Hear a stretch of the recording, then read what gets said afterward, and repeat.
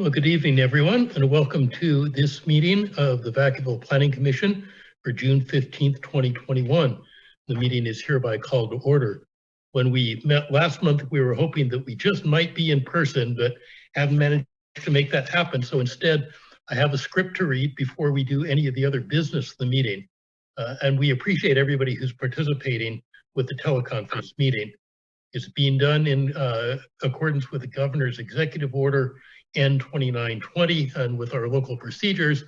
We ask that you bear with us as we go through the technology. Sometimes in order to make sure everyone has a chance to participate, there may be moments of dead air as we're giving people a chance to connect. If so, we'd rather make sure that there's participation than efficiency. The Planning Commission meeting can be viewed live on the city's website, which is cityofvacaville.com, or on our cable channel, which is channel 26. The instructions to participate from a computer are provided on the city's website, cityofvacaville.com, and you can connect via the link that's listed on the agenda for the meeting. If you're following along on the telephone and prompted for a participant ID, press the pound sign to be connected to the meeting. If you want to participate, please follow along on the telephone or the computer. Don't use channel 26 because there's a broadcast delay.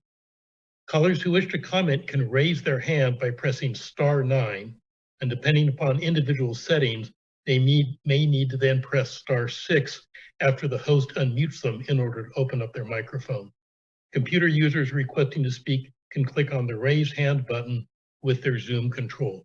Again, if someone is having any sort of issues with this, look for any way to get our attention. We'll make sure we slow down long enough to get you involved. And with that introduction, I'm going to ask the secretary to call the roll. A reminder to everyone, our roll for attendance and all of our votes are done actually by voice in this case. So, Madam Secretary, please call the roll. Good evening, Planning Commissioners. Chair McCauley. Here. Vice Chair Fortney. Here. Commissioners Aldridge. Here. Beaumont. Here. Brecken. Here. Klein. Here. And Lightfoot. Here. Chair, we have a quorum. Thank you, Madam Secretary. If you'd all now please join me in the Pledge of Allegiance. I pledge allegiance to the flag of the United States of America and to the republic for which it stands, one nation, under God, indivisible, with liberty and justice for all. Thank you, and thank you for having the flag up on the screen. It makes it easier than our having to find the closest one. Item number 3 is communications. This is any written correspondence that have been received prior to the meeting. Madam Secretary or Mr. Acting Director, do we have any communications tonight? No communications this evening. Thank you. Item number 4 is approval of the agenda. Our opportunity to change the order of anything if we so desired, if not, to approve the agenda as it's shown. Do we have any request to change the order that is on the agenda?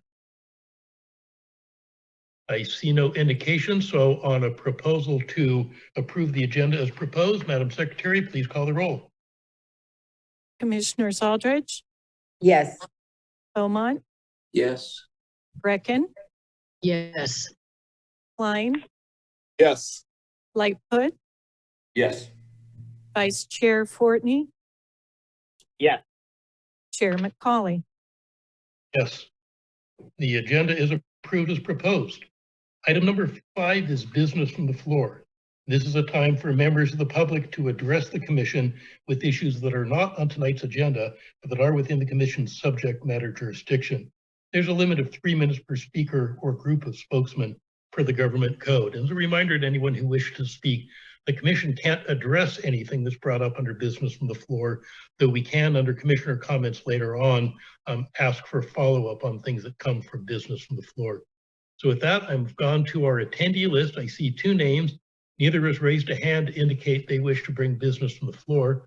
Madam Secretary, do we have any indication from the phone of someone who wishes to address the commission? There is no indication. Well, seeing no indications, I'm going to go ahead and close business from the floor, and we will now go on to the consent calendar. The consent calendar is a single action on all of the items that are normally fairly housekeeping items.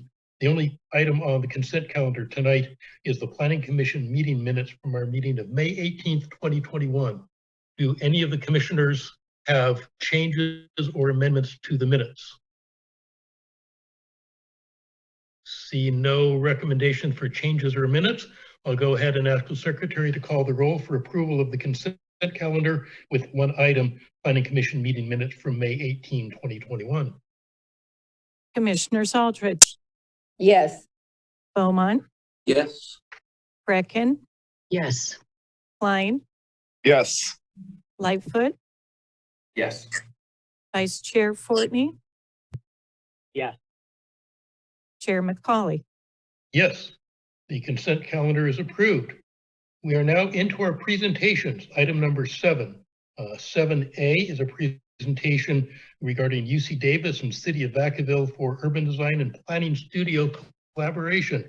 And I don't know who from staff will be leading us, so I'll turn it over to Fred and let things go from there. Mr. Badera, you have the floor.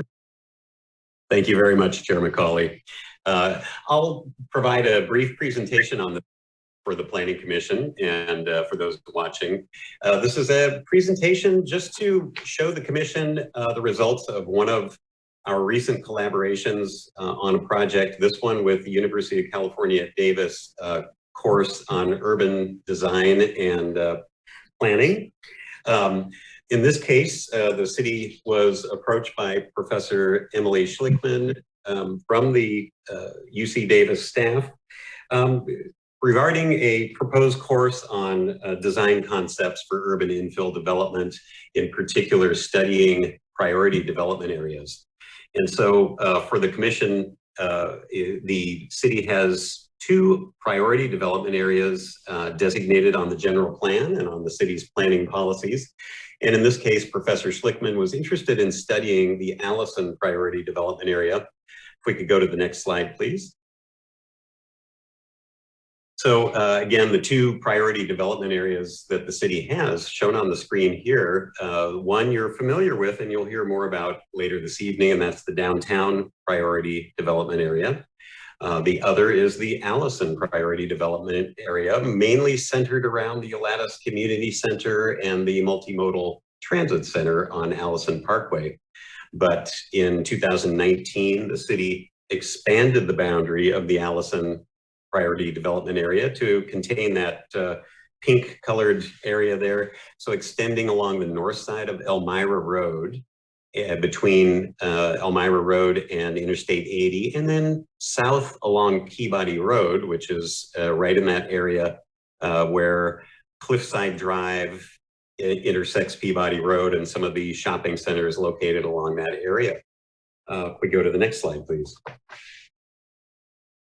So priority development areas are an important planning tool that is used in the Bay Area. These are established through the Plan Bay Area from the Association of Bay Area Governments, and they provide a location where cities can design specific planning policies to encourage infill development and access funding to help in urban development projects.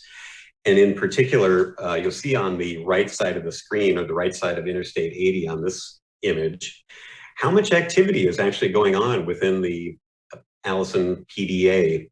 In the blue and the purple areas you see there, a lot of residential infill finding its way to this area, projects, one of which approved recently by the Planning Commission at Cliffside and Peabody. And so the course at University of California, Davis was interested in taking a look at how might urban infill projects be designed to fit into an area like this, where you have a lot of existing older urban development, especially non-residential. You have some open spaces, some isolated open spaces, creekways, all kinds of factors like that to consider. And so it represents an interesting design challenge. And the city was particularly happy to have the opportunity to have a group of students studying infill design concepts, because we would like to seek funding from the Association of Bay Area Governments and Metropolitan Transportation Commission to do some thorough planning studies of this area to see whether there are strategies to encourage good, sustainable development practices in this area. If we could go to the next slide, please. So in this case, the city had already done some initial scoping of topics that should be analyzed if we were to be successful in obtaining a planning study grant.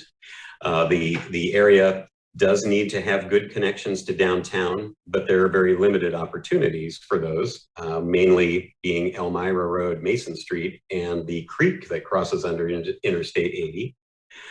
Flood control is an issue in this area, especially in the area on the north side of Elmira Road, where much of the existing older housing that you see over there is located in a flood zone. And so finding a way to at least not expose new projects to flood hazards would be important, but even if we could find a way to improve flood protection would be to everyone's advantage. The Planning Commission recently reviewed the city's updated Park and Recreation Master Plan, and that was adopted by the City Council recently. In that Park and Master Plan, the area that you see here highlighted again in the pink color is one of the only areas in the city outside of the city's desired 1/2 mile radius of a neighborhood park. And yet there are quite a few residential units existing in that area. And wouldn't it be a good thing to see if we could figure out a way to design infill park concepts that might provide some access to open space and recreation to residents, either in new developments or in existing developments? And would there be opportunities to use any underutilized or older commercial centers for redevelopment into residential? And finally, we do need to take a look and make sure our utility systems are able to handle any strategies that encourage infill development. So to our advantage, the UC Davis students took this information as well as the guidance from their course professor and went out and studied quite a bit about the area. Can we go to the next slide, please? Their approach was really to take a look at understanding all the factors that affect urban design in a location like this, and to try and develop sustainability priorities and strategies, and then to see if there were ways to apply those priorities through good design and policy. Let's go ahead and go to the next slide.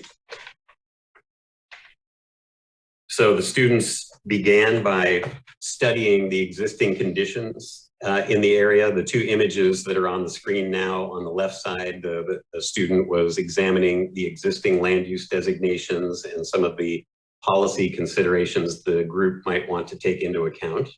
On the right side of the screen, analyzing opportunities and challenges faced by some of the environmental factors that affect the site. Some of these being the Lattice Creek location that separates off a large parcel from the rest of the city in that area, noise from Interstate 80, limited ability to access through the barrier of Interstate 80 to access downtown, and other factors like that.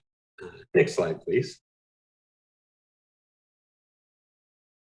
The students then took a look at analyzing potential strategies and concepts for design. And I will say that to the great advantage of the city, one of the other things they did as they went through their study of this area is they surveyed, I believe, hundreds of people who live in the area to ascertain viewpoints from folks who live in the location being studied, and giving them as potential urban designers a good idea of existing situations that a good urban development plan would have to take into account. And we really appreciate the fact that through their energy and effort to outreach like that, the city is able to learn quite a bit about how people view the environment and the neighborhood in that area, and will help us as we proceed with our planning studies. So here you can see two images from some of the students on the left side, taking a look at various methods of designing flood control into the open space parcel located between the freeway and Lattice Creek. potentially widening the creek channel so that it will hold more water, and looking for locations where urban development could occur, maybe more back toward Aegean Way and Elmira Road. And on the right side, a student taking a look at some patterns gleaned from studying the history of Vacaville. So you see some orchard planting layout and focus on locations of older rail lines that used to extend into the downtown along the current Elmira Road location. Next slide, please. And from there, the students came to their final project designs to take a look at concepts they thought might work well in a location like this. And we'll go through a few slides just showing you a few, but your packet tonight does include a full set of the design drawings that the students developed, and which we hope will serve the commission well as you take a look at urban design proposals that come before you, as well as inform the staff when we go forward with more specific planning for the Allison PDA. But here you can see the students identified the area closer to Aegean Way and Elmira Road as potential for mixed-use residential commercial buildings, some public street access around the back of those, and then public pedestrian and bicycle access across the creek into a potential open space area. Next slide, please.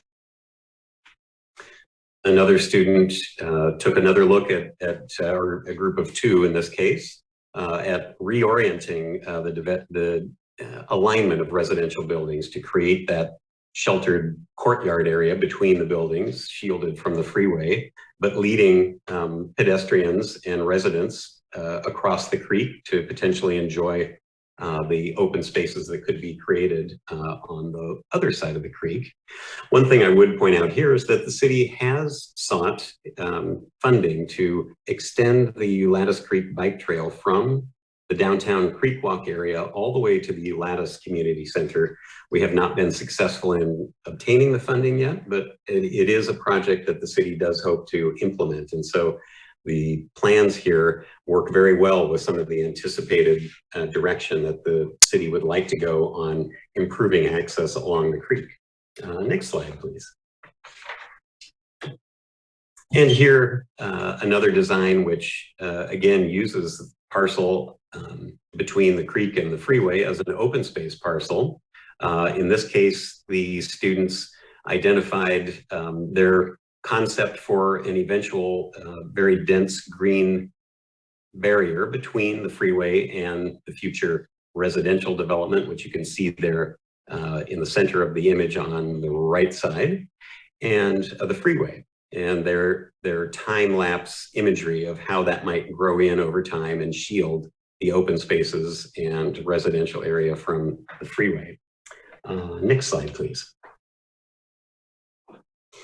And finally, in this particular project, a plan that again extends a short public street back into the site from Elmira Road to provide vehicle access into a residential and mixed-use project, but then a large pedestrian avenue that takes visitors across the creek, again into the open space area, which in this design is also attempted to be designed to provide additional flood detention basin through sculpting the landform in that large open space parcel to be suitable for holding floodwater in the flood season, but otherwise to be accessible during the dry season. One of the other factors you see here are the circles on the image in the center. And this was picked up by many of the students. They also were very well aware through their surveys that residents of the adjacent mobile home park might actually appreciate access across the creek or to any future trail that the city might install in that area. And so you'll see that picked up in the project designs that try to also provide that access to open space to an existing residential area back there on Aegean Way. Next slide, please.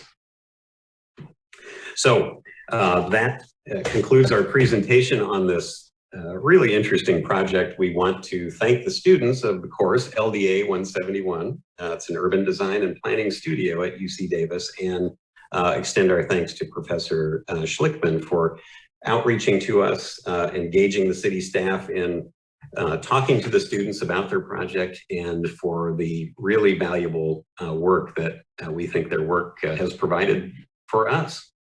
So with that, that concludes our presentation on this item, and we'd be happy to entertain any questions that you might have.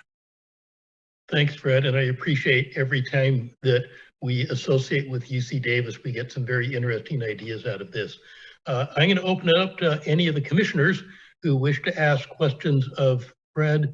I assume we do not have the Davis professor or students online, so Fred, you're fielding questions for them. Is that correct? That is correct. And I will add, this course was taught remotely, and students were in, of course, many in Davis itself, but they were in Asia, Europe, and South America as well, participating in their courses remotely. So quite an interesting experience for the staff to participate in the design studio critiques for a couple of occasions with students who were really spread across the globe. That is certainly a new twist on it. So, members of the commission, any questions you have of Davis through Mr. Baderi? Wendy, I see you unmuted yourself, but I didn't see there's Commissioner Brecken's hand is up. Wendy, you have the floor.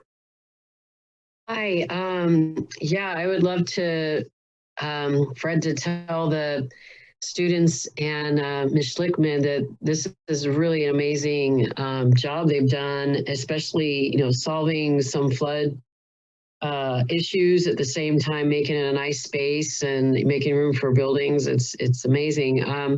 My question is, what are we going to ask staff, is that something we could do to maybe compare the different ideas and get staff's take on them? And what, how do we advertise it to people, developers, or what have you? Very good question. And the students did reach out actually to a couple of council members in the course of their research. And as I said, they did interview and survey quite a few residents in the area that you see there on the image. So we do have a good sense of that kind of community feedback, which is really important if we go forward and are able to secure the planning grants to do something like the downtown specific plan, but in this area, because in the cases of those type of planning activities, the granting agencies always want to ensure that cities and local governments are reaching out to area residents to really design plans that address community needs. So we feel like we have a really good start on that because of the work that was done through this project.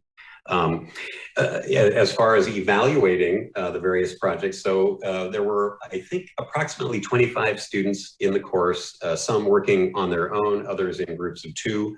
So there are a number of projects which you all have received in your packet.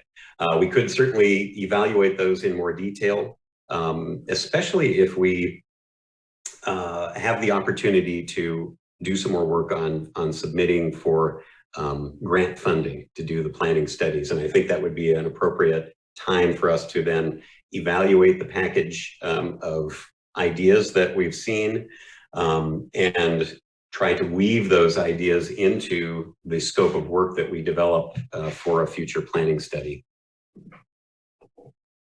Thank you. Did that answer everything you needed, Commissioner Brecken?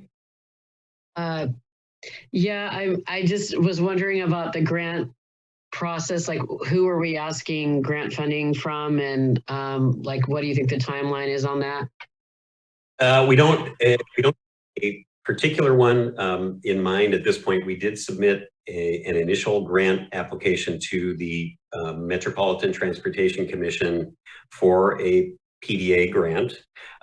They have received a lot of interest from the 9-county Bay Area region in obtaining those grants. They're re-evaluating their process for determining how to disperse grants. So at this point, we're not sure if the initial preliminary scope we put together that addresses many of the issues we talked about here will be considered, or if we'll have to apply and submit to a new round of evaluation. So there was a potential one. Again, that one has been delayed. So at this point, we're just waiting for word from the MTC staff on whether there will be a revised process for submitting a new proposal. Cool. Would there be any other angle you could take for this specific area around Asian Way, like disadvantaged community or need for flood protection or something like that, that you could get maybe state or federal funding? That is a very good question. I don't know. The area is, as I said, in a designated flood zone, or much of it is. With regard to, so there may be some potential there. I would have to really rely on some of the other staff in the city. The Public Works Department especially has the knowledge on flood control planning processes and opportunities. And then with regard to disadvantaged communities, we would have to do the specific demographic research to determine if there is any opportunity using that avenue. Thank Fred, you. I have a question for you. Is the general plan and zoning designations in place if any of these wish to go forward, or would there need to be basic changes like that? There would need to be basic changes. Many of the commercial areas were studied in the general plan update for changes to different land uses. And so, for example, the Cliffside Peabody apartment site that was approved a couple of months ago, that one was one of the sites that was included in the general plan as an appropriate site to redevelop as residential land use instead of the older commercial designation. Other areas were studied but not formally adopted for changes to mixed use zoning at this time. So that would have to be studied and that process gone through. Then with regard to the open space parcel that you can see in the center of the image here, that area is designated as open space on the city's general plan. It is privately owned parcel, so it doesn't have at this point, the ability for the city to use it or access it as park site, but that would have to be evaluated further as well. Great, thank you. Can I ask one more question? I was going to say, I think I cut you off. Go ahead, Wendy. Yeah, that's okay. FEMA may have a grant program that would fit. It's a flood mitigation assistant grant, and it provides funding to states, local communities, or tribes to reduce or eliminate the risk of repetitive flooding damage to buildings. And I mean, I don't know if it fits or not, but it's an idea. Yeah, no, that's very good. Thank you. I don't know if that fits or not, but well worth us taking a look at. Okay, thank you so much. You're welcome. Any other commissioners that wish to ask questions? Commissioner Klein. Yes, first of all, thank you very much for the thoughtful presentation. I think the students' work is very important and helpful. I just have a question about whether there has been community outreach. It seems like there must have been, but I'm curious what level of community outreach took place as part of this presentation. As I understand it, the students conducted surveys, including door-to-door through the mobile home park and the apartment communities. I think they may have also done some online type of targeted surveys to areas. So I think before they engaged in that, they reached out to the council member in whose district the area is located to find out about additional community groups or community leaders who may be contacted. And I think they also worked through the property management authorities at all of the places you see there. They're generally, for example, the mobile home park, the apartment complexes have management offices who can be accessed. So I'm not sure of the exact details of how they access, but what I understand is it involved door-to-door or actually on-site availability of the students to talk to people and other methods like that. I'll just add, I'm not sure what the community would say about the different proposals, but I would be interested to see what the community feedback would entail. I don't know if there's anything informal around social media or get people just be engaged in some way. But it's always a neat idea to see what the community thinks about these types of things through informal channels. Very good. Thank you. Thanks, Brendan. Anything else? Looks like not. Any other commissioners that wish to unmute or raise their hand for comments or questions? Not seen any. I'm going to go to the public real quickly and see. We have one member of the public, Alicia Minion, has her hand up. A reminder, we ask you to keep your comments to about 3 minutes. So Alicia, go ahead and let's hear your comments. Hi, Alicia Minion. I wanted to thank Professor Schlickman and the students.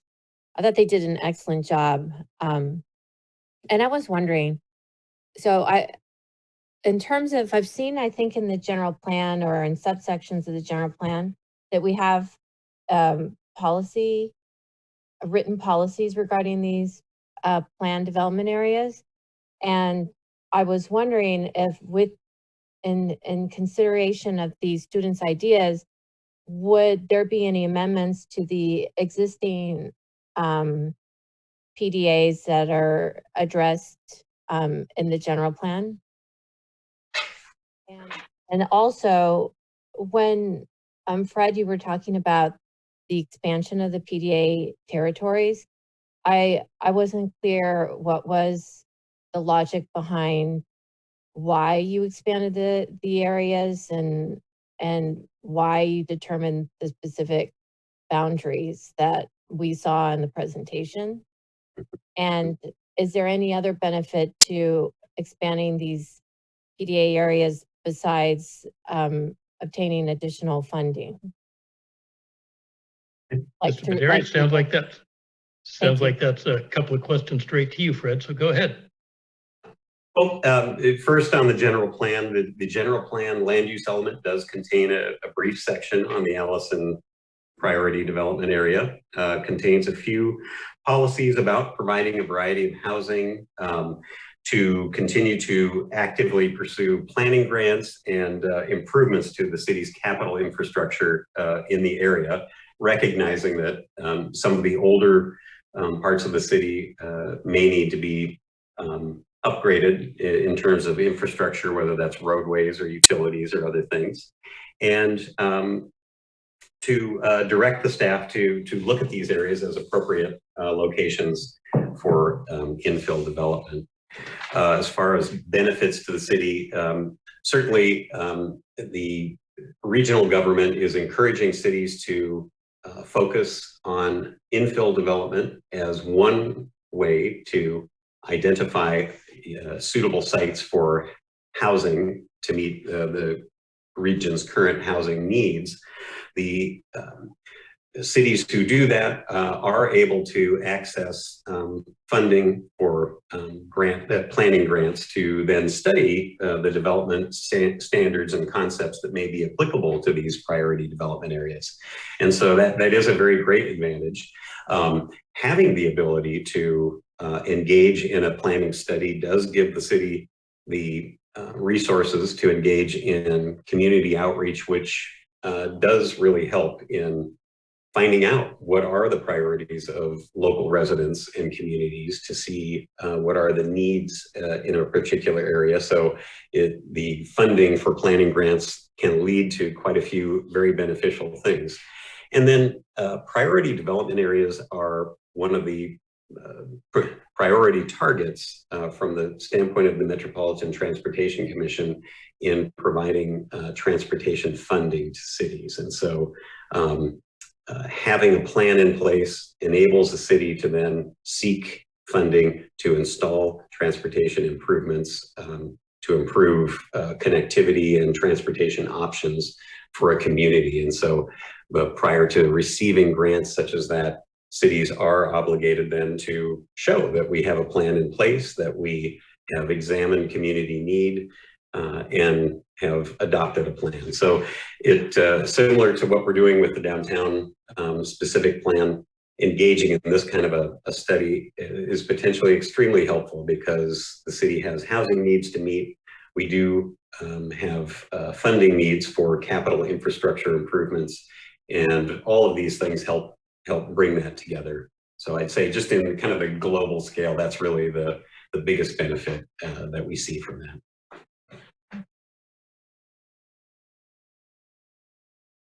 Great, thanks for those answers, Fred. Since there are no other members of the public that are seeking to address us, I'll bring things back to the commission and ask if any commissioners have final comments on this item. This is not an action item, just a presentation. Any last minute questions or comments from the commission? Seeing none, we will go ahead and wrap up item 7A and move to our public hearing. Item 8A, the Southtown Development Agreement Amendment. Looks like Albert is the assigned staff planner, so I will turn things over to staff for their presentation. Good evening, Chair and members of the Planning Commission. The item before you tonight is the Southtown Development Agreement Amendment. Specifically, it's a request from the developer to amend this development agreement and extend the term by 3 years. So it's a time extension. And it's to extend that term to June 2024. On the map shown on the right of the screen shows the extent of where the original development agreement was adopted for. A little bit of project information about this development agreement. It's for Southtown. Well, Southtown was approved in 2004, and that development agreement covered between 1193 and 1357 units throughout Southtown. That development also included a 12-acre park, which is half built now as Magnolia Park, and then a 2-acre commercial site. There used to be another 2-acre commercial site, but that had been amended, and there are currently houses that have been built on that portion. Within that Southtown area, as of 2021, there's 918 homes that have been completed within Southtown. This development agreement currently affects 2 areas. That's Southtown Phase 3, which had an approved tentative map from 2009 for 242 single-family units. And then there's also a separate apartment site. There's no entitlement for that one, but in the original environmental impact report, the analysis covered 223 multifamily units. This development agreement is set to expire on June 30th, 2021, so hence the reason for the time extension request by the applicant. This graphic shows the locations of those 2 affected areas, Phase 3, which is located east of Magnolia Park, containing those 242 units, and then the apartment site located along Leisure Town Road. A little bit of discussion about the benefits to be expected from continuing this development agreement. There's a number of items that are covered underneath the development agreement that require the developer to comply with. And those some of those items were identified in the staff report. They include a community facility district requirement, a requirement for the eventual lot split for, say, Phase 3 to annex all of those homes into the district. That's an annual fee that each household would pay towards the city for funding police and fire services. There's also a community benefit contribution that is a one-time fee paid by the developer that helps contribute fees, funding towards capital improvement projects that would benefit the greater area of the Southtown or whatever city council decides is important for the community. There's also a park development impact fee that would go towards park maintenance and park improvements.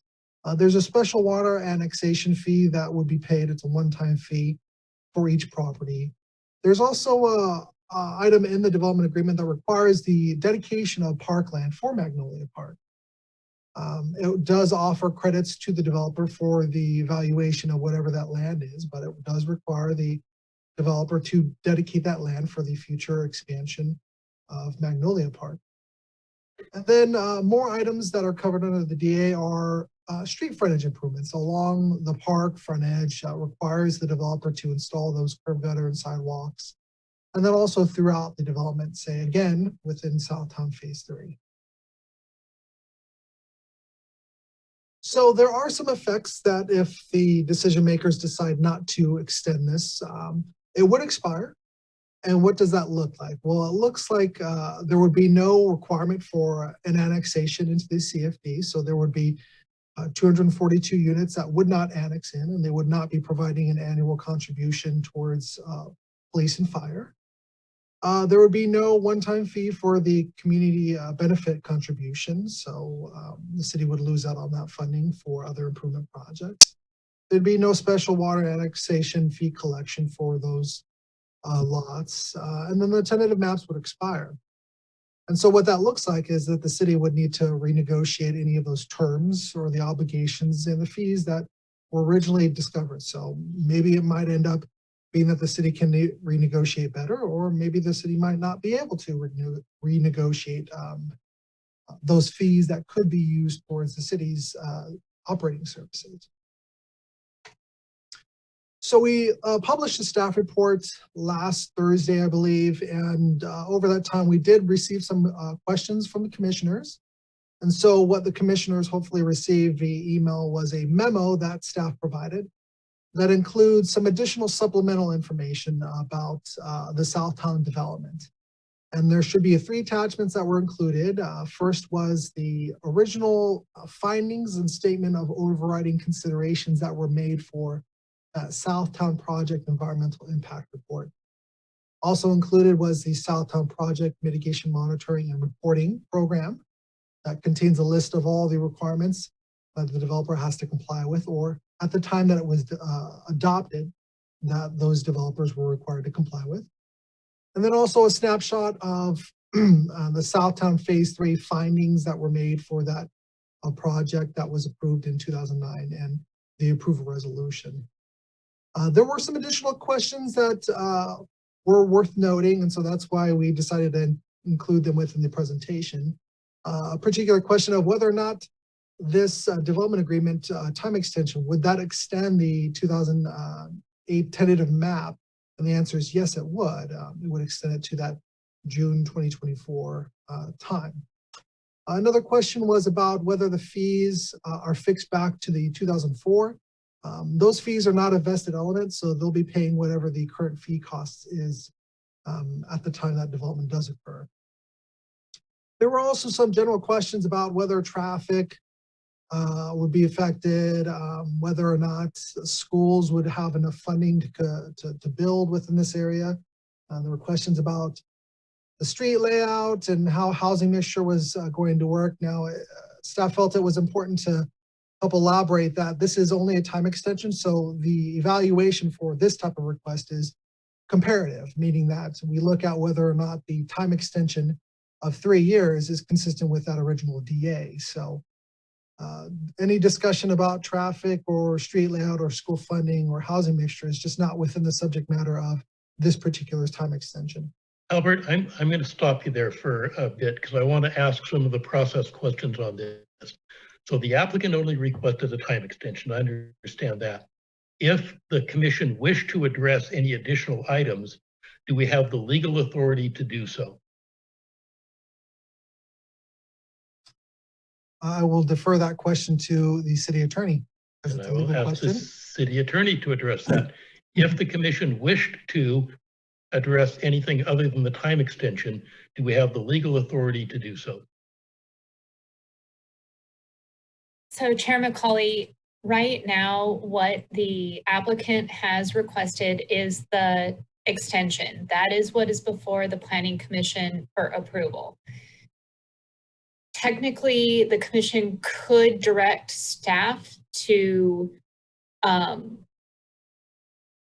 go back and talk to the applicant about terms related to the extension, but we have already entered into a development agreement that has been approved by the city council related to all other conditions and terms. The applicant has not asked for reconsideration of any of the other terms. Okay, so I'm going to summarize that. If we could ask for more, though it's ultimately up to the city council what they approve, but we could ask for more. Now, one of the issues I see is because this expires at the end of this month, if we wish to do that, the map would expire before this could come back before the commission. Do I understand that correctly? Yes. Okay, then I will express. Sorry, let me correct that. Chair McCauley, let me correct that. Okay. A special meeting could be called before the expiration of the agreement. Okay, so we'd have to have a special meeting, which might not get it to the city council in time for them to take action. So I will express irritation as a planning commissioner that we are getting something in a time that essentially tells us we can only deal with one thing.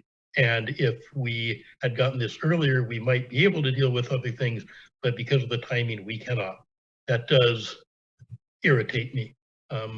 Any of the other commissioners can express their opinion, but that's my thought on that particular item.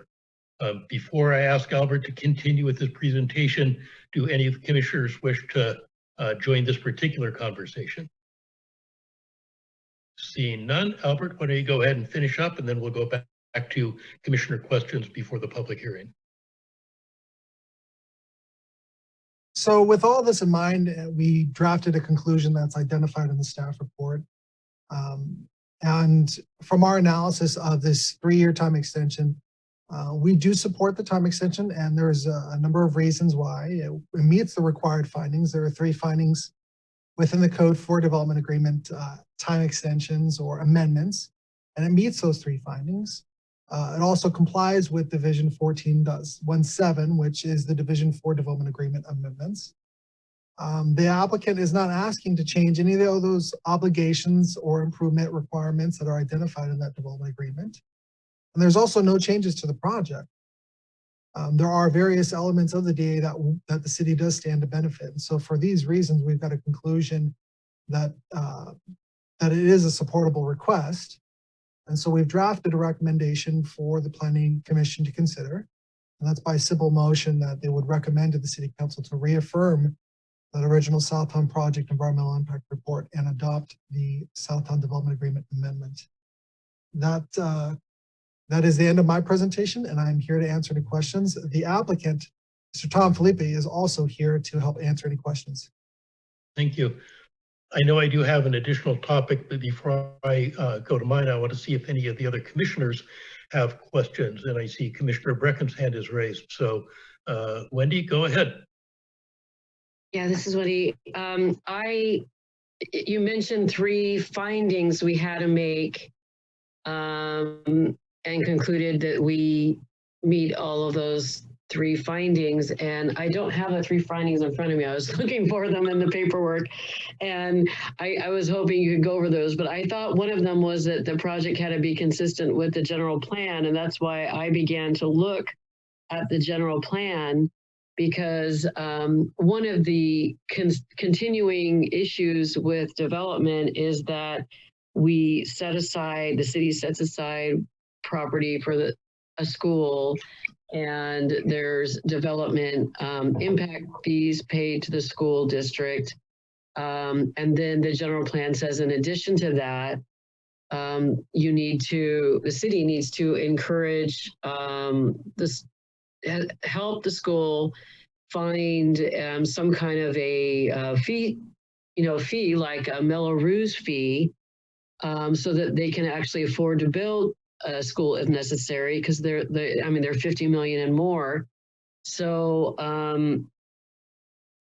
there's like several factors listed in the general plan on what our job is. The city job is to meet with the school, look for funding, find ways to have neighborhood schools, because right now in many of our newer neighborhoods, people are commuting their kids way across town, and the city seems to be looking at it as a district-wide problem. Like, well, if there's space anywhere in the school district, that's good. But the general plan says, no, we need to be encouraging neighborhood schools. So that doesn't seem to be happening now. And now that we've actually, I guess, already, this is another question.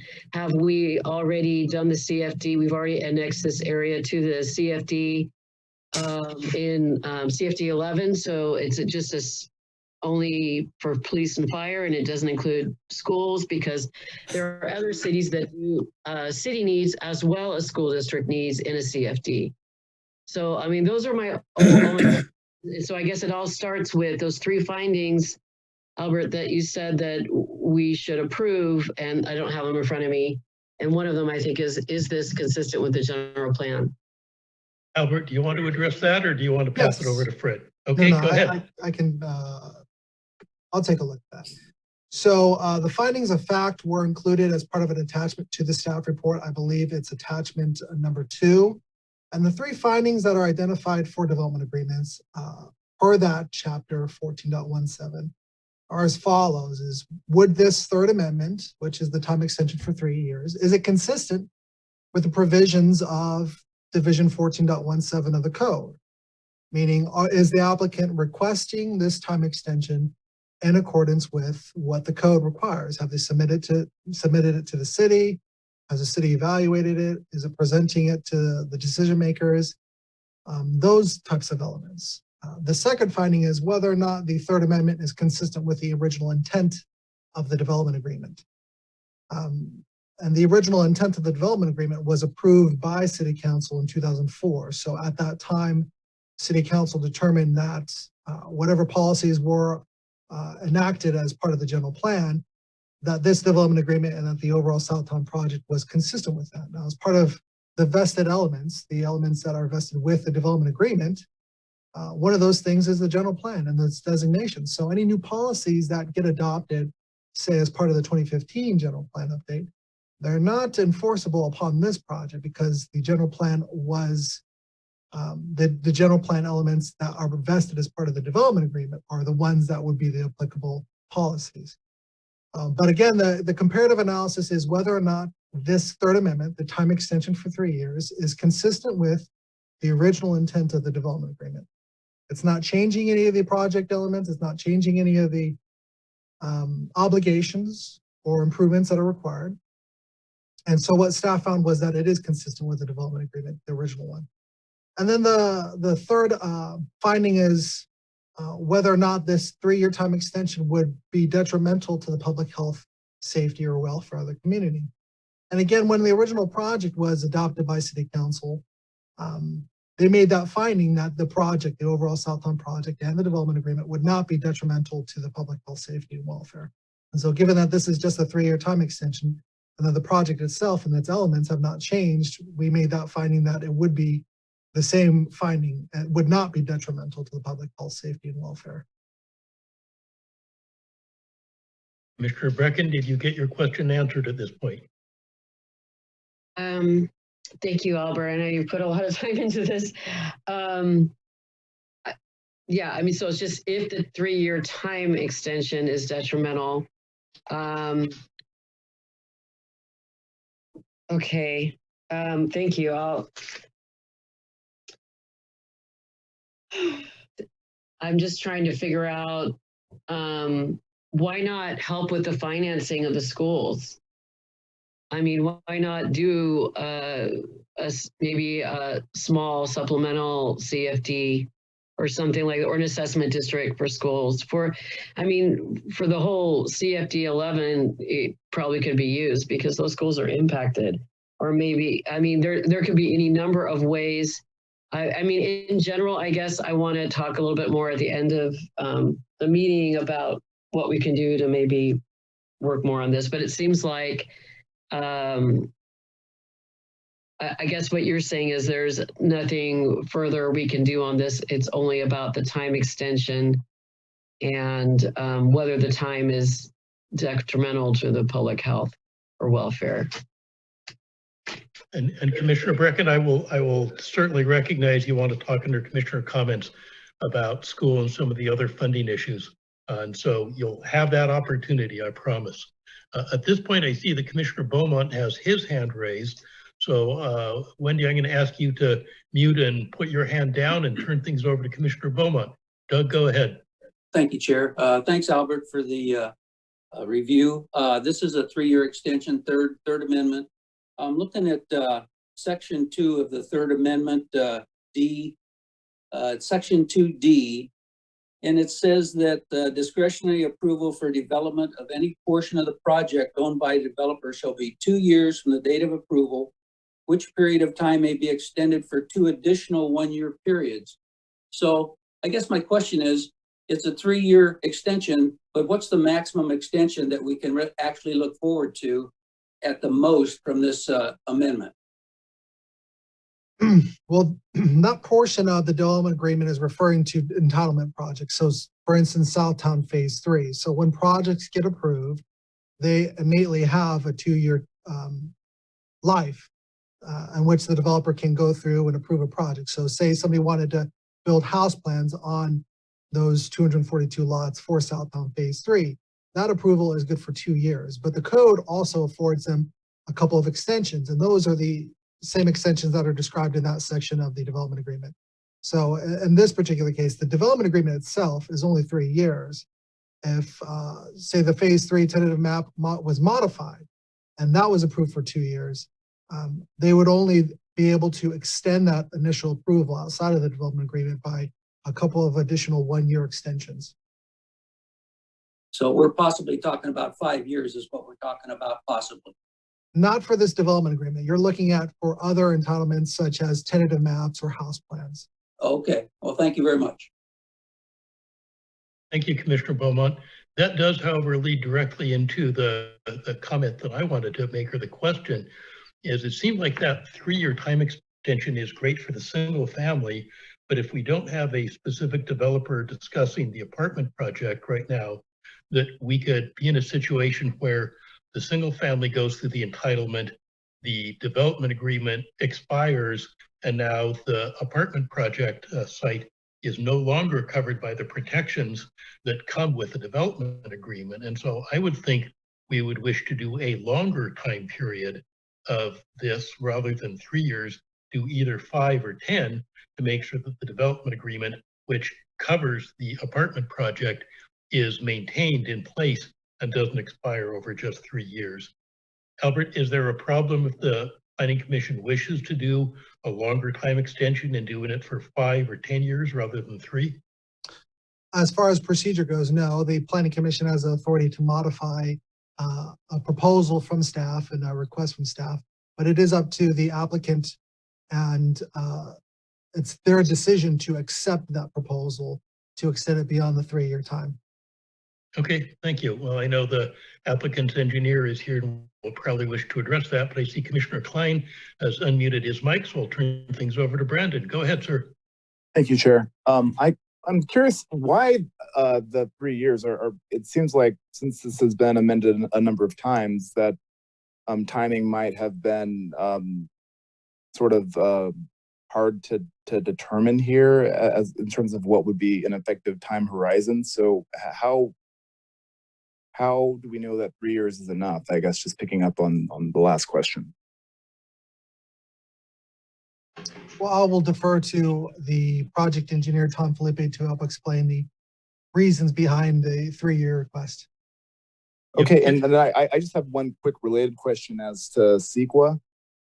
Is there anything around the environmental impacts that where time is a factor, such as cumulative impacts, or I saw something in the mitigation report about traffic noise, and as the city is reevaluating the traffic methodology, there will be a new traffic impact analysis conducted for the city's transition to VMT. So I'm just curious about just even that one impact area. How are the mitigations being factored into this time extension? So the CEQA document is one of the vested elements of the development agreement. So with the extension, the decision maker decides to also vest and continue the application of those mitigation measures with any future approval. So if the commission decides to do the 3 years or the 5 years, those mitigation measures are held forward in perpetuity to any future development. As far as whether or not there's any particular issues with this request, like does it affect any of those existing mitigation measures, the time extension wouldn't change any of those mitigation measures. It wouldn't cause any effect. The comment about the VMT, because this project is vested with that original environmental document, there is no analysis to conduct for VMT because the original measurement of whether or not the project would create a traffic impact was based off of LOS, which was the previous version.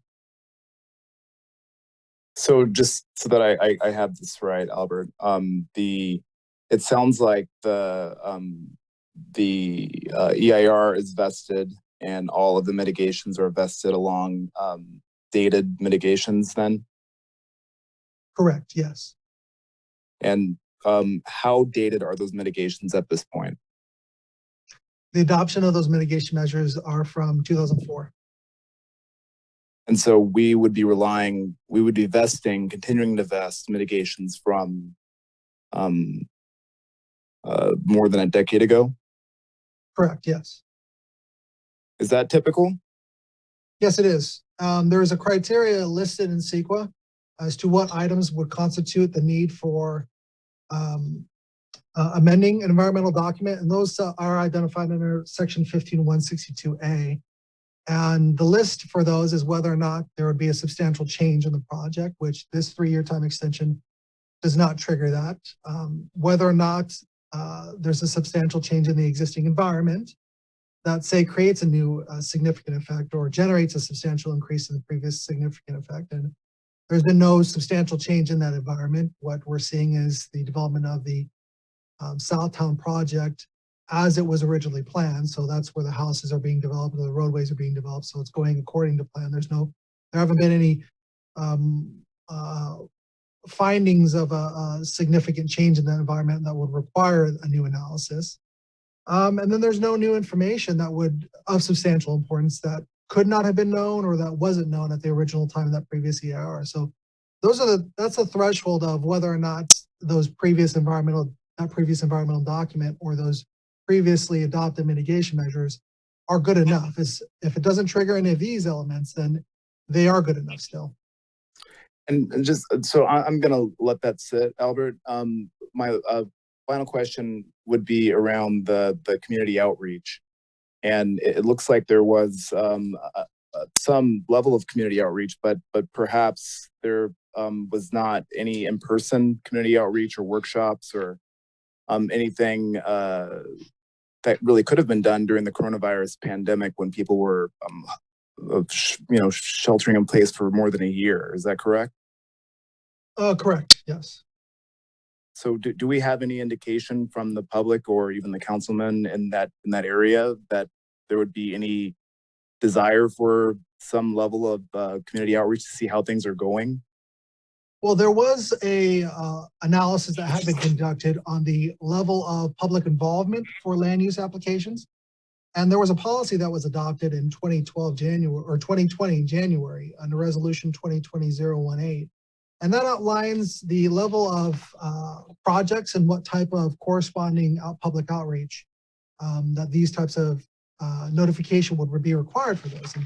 And this one meets the medium impact category that's identified for that expected public outreach, which outlines there is a need for a 600-foot radius, which is required by the code. There's a need for a newspaper noticing and on-site noticing, which is what's been provided by the applicant. There's information on the website, on the city's website, where you can find this. And then our information about staffing is also available on the public notification. And we opened up the option for the public to provide public comments, which during the noticing, myself and Mr. Felipe also received an email from somebody who was inquiring about this project. Mr. Felipe was able to provide a response to that. And so that was, that's an example of how the noticing works. So this particular strategy was presented to City Council and they did adopt that. So this particular project and the noticing requirements that we applied to this project does comply with that public involvement strategy. I see. And at the last, I'll just say that hopefully we can deal with this in commissioner comments, because I don't know, you can blame the Kardashians, but it doesn't seem like an effective public outreach strategy would not include social media and somehow, going to where people are currently discussing these things, like on Nextdoor. So with that, I'll yield my time. Thank you. Thank you, Commissioner Klein. And at this point, it seemed like it's good to go ahead and go to the public hearing. And for those who aren't used to our process, we always give the developer a chance to speak first, to talk about the project and specific questions that may have come up during the commissioner question. So I'm going to open the public hearing and give the first opportunity to speak to Mr. Filippi. Mr. Chairman, Tom Filippi, Filippi Engineering. Can you hear me okay? Yes, I can hear you fine. Go ahead, Tom. Well, we appreciate it. There are a lot of things that have been brought up. I hope I can beg the Commission's indulgence in speaking probably for more than 3 minutes because a lot of obviously issues were raised. Let me first talk about the reason that this project in the Southtown and Bandon Meadows area has taken so long. Many of you may know I've been working in this project since 1998, and it's taken a long time to get to this point where we're finally at a point where we're starting to build out the area. One of the things that caused some significant delays was a condition that was put on the tentative map in 2004 where we needed to connect Foxborough Parkway, where it ends right now at Nut Tree Road, and connect that road over to the intersection of Bandon and Leisuretown Road. There were 3 problems with that condition that took us quite a long time to resolve. Number one, we were required to go across private land. Number 2, we had to cross the SID canal. And number 3, there was a significant wetland that we had to negotiate. So after quite a bit of time and negotiations with city staff, we were able to, and Albert, do you have that overall map? You can barely see Jackson in the overall map. I don't know if you can go back a couple slides. There you go. Right there, thank you very much. That's Jackson. We worked with the traffic department to create an acceptable alternative to the condition of extending Foxborough Parkway over to the Leisuretown Bandon intersection. And once that negotiations was completed, Isles Ranch Partners, in conjunction with Richmond American Homes, was able to build Jackson, make the connection to Bandon Road. Bandon Road was realigned all under the city direction, and we were able to move forward with that area, which finally opened up Southtown Phase 3. Now, Commissioner McCauley, I never want to irritate you, and I sensed some frustration and irritation. We debated whether we would bring this extension to the Planning Commission because in the June 8th City Council meeting, the City Council has already approved the final map for the Southtown Phase 3 project, and it will be recording in the next few days. So in terms of a development agreement for Southtown Phase 3, there really isn't much need for one other than for the benefit of the city. As Albert had indicated, there are a number of fees and CFDs that are required that the homes pay as part of the development of Southtown Phase 3. And so we decided to go ahead and ask for the time extension and continue with the hearing tonight. We actually had applied for this back in November, and there was some debate back and forth on how we were going to do it and whether the map was going to record first. So there was a lot of back and forth, and we clearly heard the Commission's concern on previous time extensions and the City Council's concerns on previous time extensions. So there was a lot of debate internally on whether or not we would move forward with the time extension request. Well, we also felt it was important because of the apartment site. We actually had applied for a project. We've been working with neighbors in the area on an acceptable alternative. There's a lot of concern about an apartment site on that 10 acres, and we've been working on some alternatives. And we felt like it was important to have a little bit of time to try and come in with a project for that site. We are anticipating, we did make an application last year. We've been working with staff, and we anticipate a revised application in the next week. So those are some of the reasons for the delays. It took us quite a long time to negotiate the Jackson alternative. We had a great recession in the middle of all of that. And as we all know, we've also had a great pandemic. So there's been a number of reasons that have slowed down development in the area. Commissioner Brecken had a very good concern about schools, and I'm very glad she brought that up because I, as a father of 5, have been extremely concerned about having proper schools and adequate school facilities. And just below Opal Way, that there are 30 acres that are owned by the, thank you, Albert, that are owned by the Travis Unified School District. Now, when we were starting this project in 1998, we approached, and I was part of those discussions, we approached the Travis Unified School District and asked them, what can we do to make sure that a school will be built in this area? And they said, well, we have been looking at this one site. It was originally owned by the Papin family. Yvonne Papin owned that property. And we worked with Mr. Papin, we worked with the Travis Unified School District, and we agreed to a much higher building permit fee for each and every home in the area. Right now, the state mandated minimum payment for any school impact fee is about $3.63 a square foot. And if you were to look at a 2,500 square foot home, that works out to about $9,000 per home. Back in 2004, we negotiated a fee of $12,292 per home, which is still in effect today for each and every home that's built in the Southtown and Bandon Meadows area. So while we as the development community cannot control what the school districts do and when they build those schools and how they fund them, we can only do our best in trying to work with the school district, listen to their needs, listen to their concerns, and address those as we did in this area. Now, I might also add that we further tried to alleviate the school district's burden for development in the area in that we formed a Southeast Bandon benefit district where each and every developer out there is responsible for contributing to the frontage improvements for that 30-acre site, including frontage improvements to Nut Tree Road, Opal Way, and making sure there's water, sewer, and storm drainage to that 30-acre site.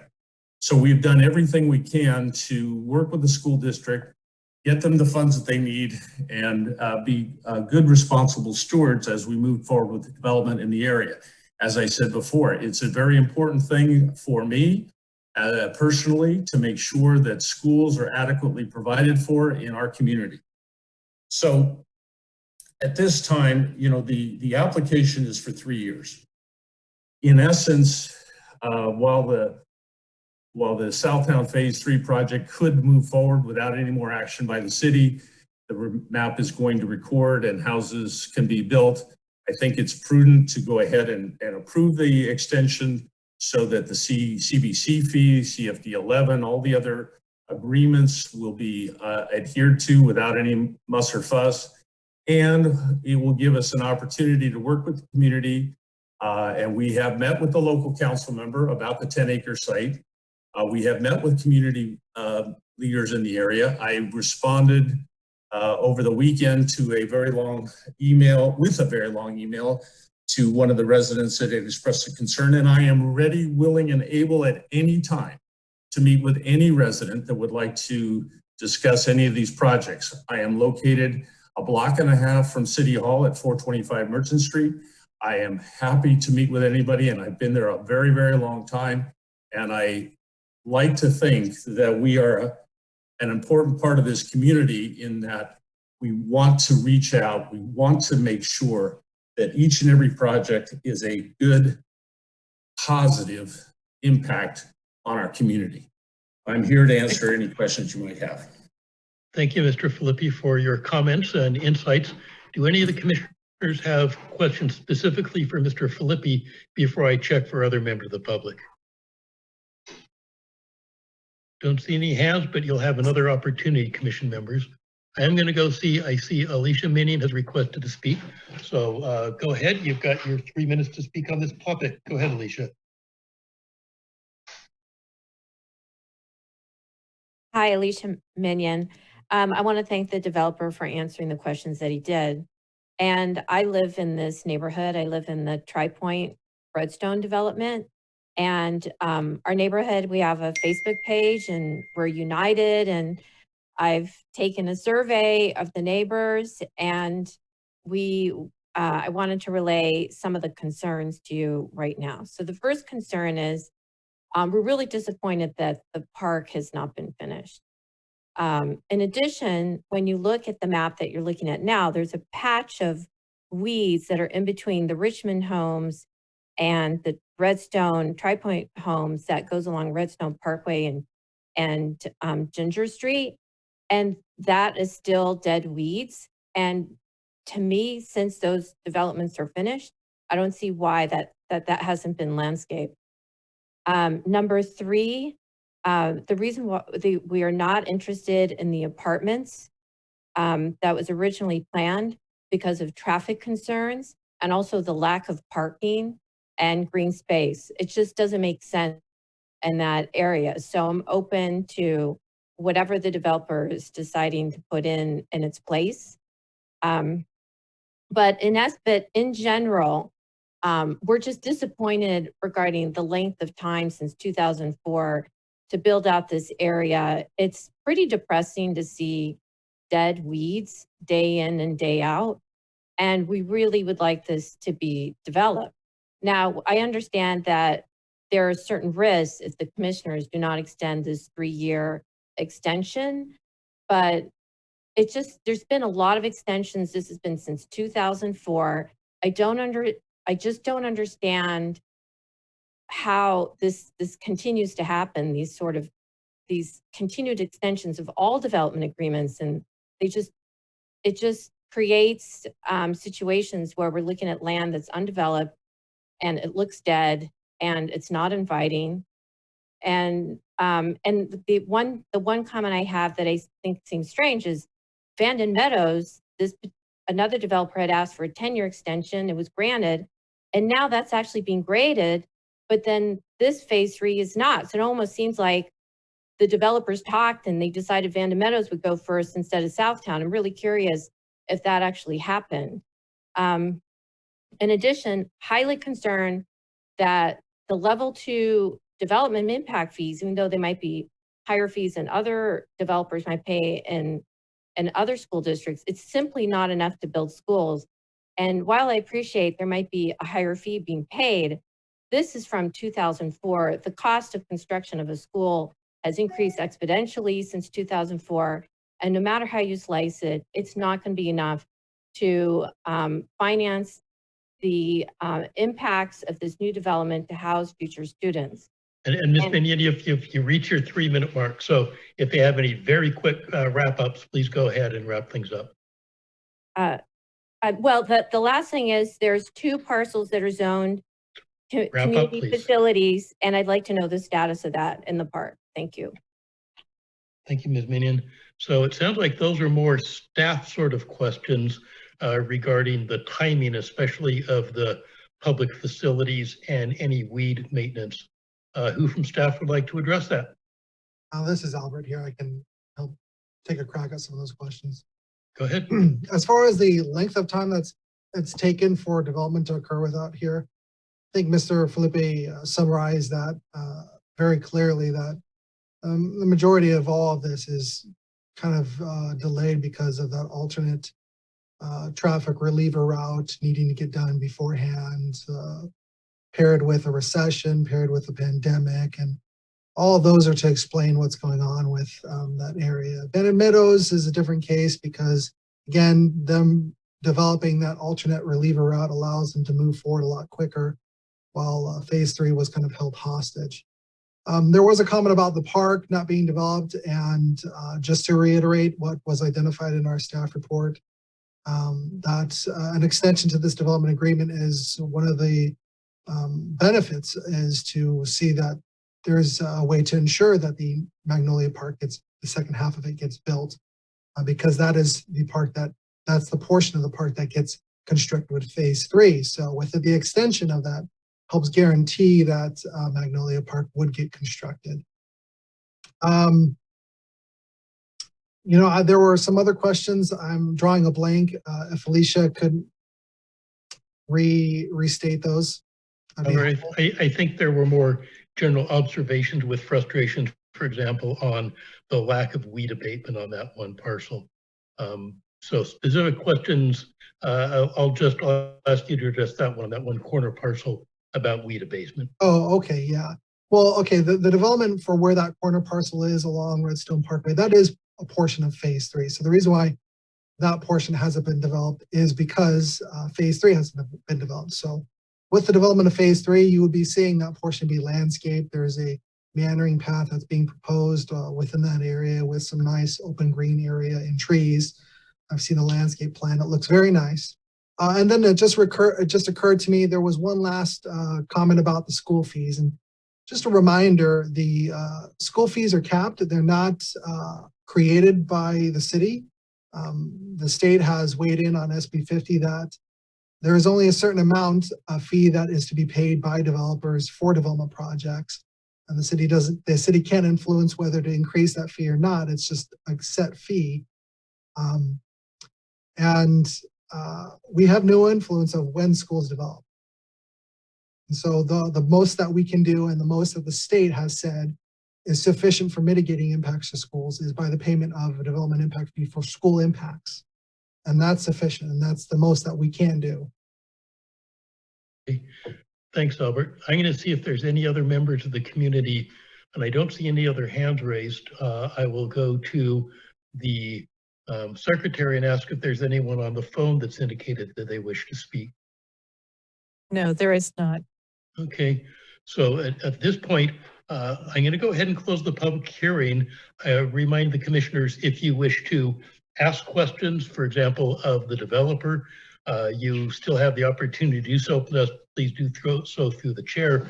But now we're into commission comments and lead ourselves towards a motion. So would any of the commissioners like to make additional comments, ask questions of staff or the developer? Commissioner Klein, you have your mic open. Go ahead. Just a quick clarification from the developer about as to the timeline and whether or not it's adequate. I don't know if I heard an answer to that question. So I'll go ahead and ask Mr. Filippi, do you believe that a 3-year extension would be adequate to allow the phase 3 and the apartment project both to be developed? Mr. Chairman, we do believe that that would be an adequate time frame. As I said, we're hoping to submit an application for the apartment site, which will not be apartments, in the next week or so. We've already paid the fees, and so yes, we would love to do that. I might mention the frustration in the park. We have the developer of the Southtown Phase 3 has signed a park fee agreement. And as project starts moving dirt out there, they will be building the park. And you should be noticing in the Vanden Meadows area work going on down there. So there's been a lot of difficulties in the development area, but things are moving and there should be a lot of activity over the next 2 years in the Southtown and Vanden Meadows area where projects will be constructed and completed. Okay, thank you, Mr. Filippi. Commissioner Klein, your mic is still open. Go ahead. And then Commissioner Brecken would be next. Would the developer be open to doing in-person or additional community outreach in light of the pandemic and the fact that it sounds like the community has not really had a chance to dial into this? So again, what I will do is I will ask staff to take the lead on looking at any additional outreach that may be appropriate based on the concern that's been raised by the commissioners and on the policies that the council has set. So staff, I'm going to throw that one into your lap to deal with at the appropriate time. Commissioner Brecken, I'm going to go ahead and give the floor to you. Go ahead. Thank you. I wanted to thank Mr. Filippi for the extensive discussion, and I appreciate all staff's work. I did want to address something that Albert said, and that is while the developer, the developer's responsibility vis-a-vis school impact would be the school development fees or the school impact fees. staff or city council, somebody in the city has a lot of responsibility for further working with the school district. And we have like, I don't know, 5 or 6 different policies articulated in the general plan to encourage school districts to provide permanent facilities located in the neighborhood, require the city to be involved in encouraging school districts to modify jurisdictional boundaries to reduce children's travel time, require the city to work with the school districts to plan educational facilities with sufficient permanent capacity to meet the needs of current and projected future enrollment, and ensure there are mechanisms to provide for the timely construction of facilities, etc. So again, at the end of the meeting, I'd like to maybe talk with the other commissioners about this subject. Thank you. That opportunity will be provided. Thanks, Commissioner Brecken. Do any of the other commissioners have comments they'd like to make? I see Vice Chair Fortney has his hand raised. Go ahead, Mike. Yeah, it sounds like we're going to have a longer discussion, and possibly something for staff to take note of is that we have some form of workshop in the future into how the school district comes about with the facility fees and the creation of schools going vertical. That'll be taken later. Are we ready for a recommendation? Can I go ahead and make that recommendation, or do you have other commissioners that would like to speak? I'll see if any other commissioners wish to speak at this time. I see no other hand. I know I raised the question of doing a longer time extension.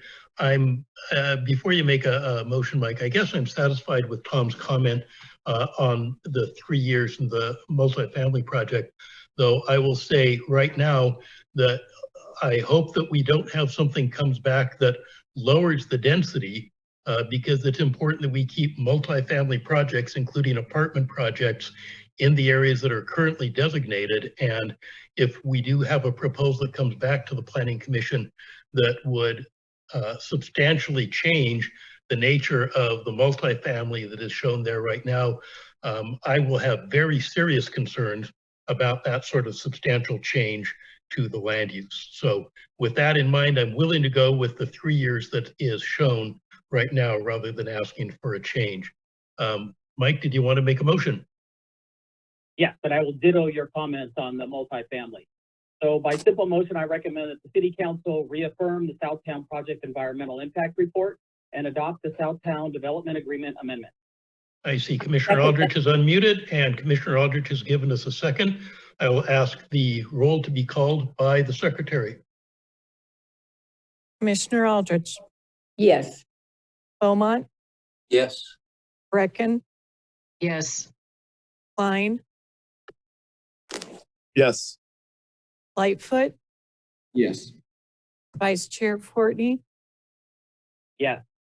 Chair McCauley. Yes. Mr. Baderi, what's the disposition of this item? Okay, the commission's action is a recommendation to the City Council. This item will now be scheduled for a City Council hearing. Albert, I don't know if we have a projected date at this time. Do you know? We are probably looking at a July 27th meeting. Thank you. Thank you. We will now go to agenda item number 9, which is the business items. Business item A is a recommendation to continue action on the final supplemental environmental impact report for the general plan transportation element amendment and ECAS. So that was continued from our May meeting to this date, and the recommendation is to now continue it from this date to the July 20th meeting. Since this is a business item, we will give the public an opportunity to comment. Do any commissioners have questions on this? See no hands come up. I'm going to go quickly to the public. Ask, are there any public members who have questions or comments on the continuation of 9A? Seeing none, I'll go ahead and close the public portion of this and ask if any commissioners wish to make a recommendation on the action for item 9A.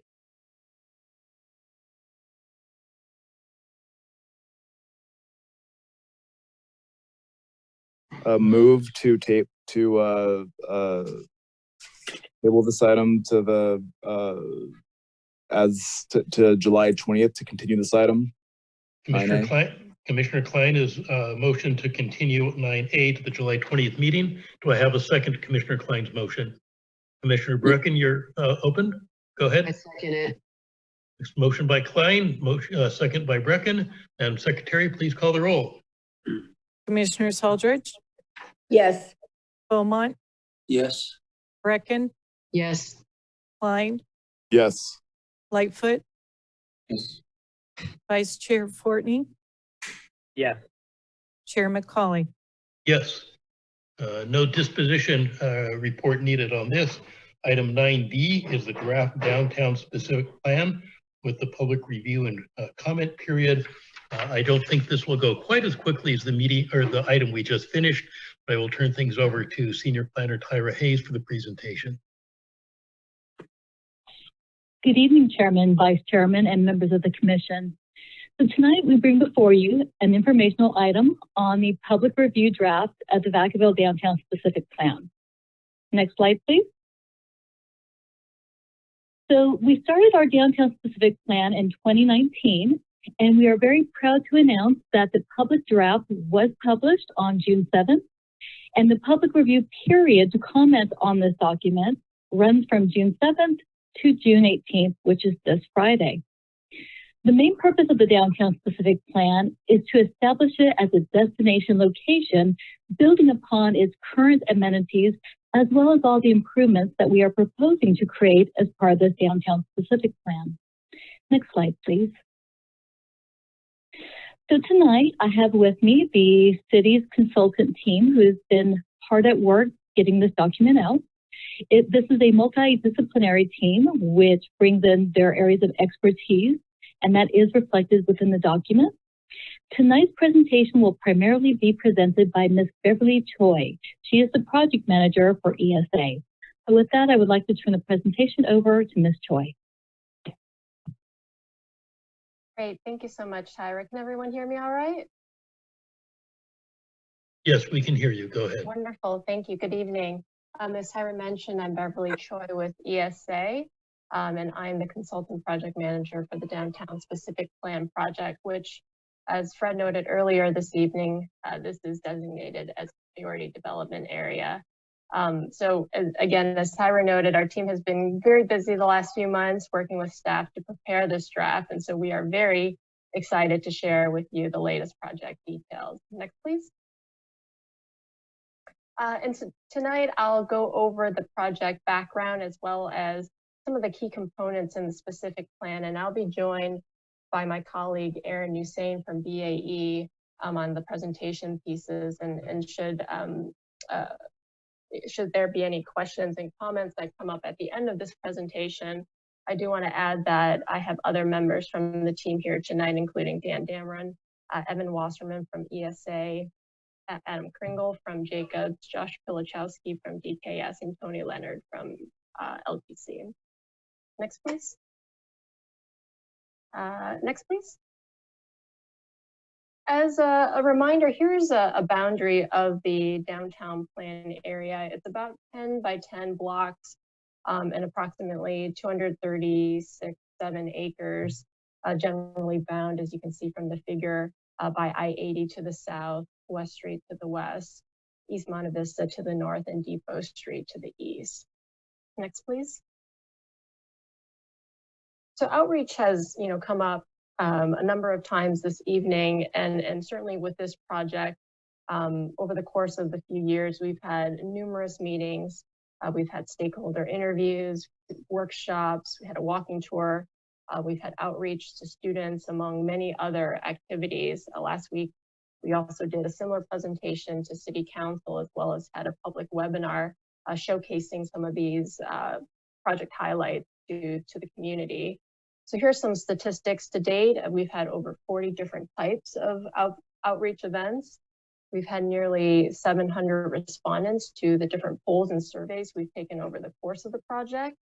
And we've received over 9,000 visitors to the project site. So this was very much a community-driven process. Next, please. And through this process over the course of the project, several themes bubbled up and people had expressed, how can we make downtown even more vibrant? Whether you're traveling to the planned area by car, by foot, by bike, by transit, how can we better connect to and within downtown? How can we make it more attractive and safe? And how can we promote a healthy, financially and socially sustainable and resilient community and make it equitable to all users? Next, please. Next, please. So the draft plan is a very rich document, and here's a breakdown of some of those key components, which includes land use, housing, community identity, mobility and connectivity, community amenities, public services, and downtown development standards and guidelines. And I'll go through each of these topics in a little more detail in the following slide. Next, please. Downtown has a very rich historic fabric. It has a very solid backbone and a lot of great amenities. As we heard through the outreach process, again, how can we make downtown even more vibrant? We also want more folks to be able to shop here, to dine here, to recreate in downtown. So while we want more visitors, we also want more people to be able to live in downtown, which would really help to further activate the space 7 days a week, both night and day. So as you can see here from the land use figure, you'll notice that much of the planned area is either kind of this light purple plum color or a dark purple or red, which allows for both commercial and residential uses. And having this mix of development will really help to contribute to the economic growth and vibrancy of downtown. Next slide, please. We also heard from the community that people want to see more housing and more types of housing. Right now, this variety doesn't really exist, and over 75% of the existing units in the planned area are single-family homes. So there is a real opportunity here. Again, downtown has the amenities, got the services, it has the infrastructure. And so for all these reasons it does, and more, it makes a lot of sense to encourage higher density development. And those opportunities can be focused on those vacant sites, as well as redevelopment of built parcels. And this would help to create more attainable housing to a wider range of consumers, as well as help to fill that missing middle by introducing some of those product types that you see here on the slide, including duplexes, fourplexes, townhomes in predominantly lower density residential neighborhoods.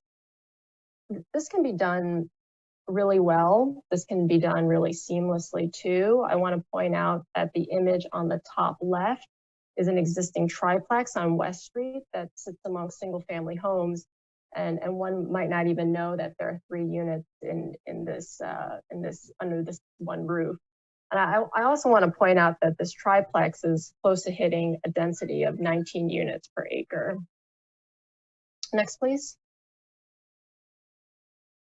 To further encourage housing development, 4 development prototypes have been identified as shown here on the legend, to include the first one being neighborhood multiplex. And that's similar to the West Street example just shared. And this prototype can contain anywhere between 3 to 6 units under one roof. And the other categories include townhouse, row house, apartment, condominium, and the fourth being mixed use. And I want to highlight that each of these prototypes consists of some type of residential, which is really important, again, to promoting housing development in the planned area.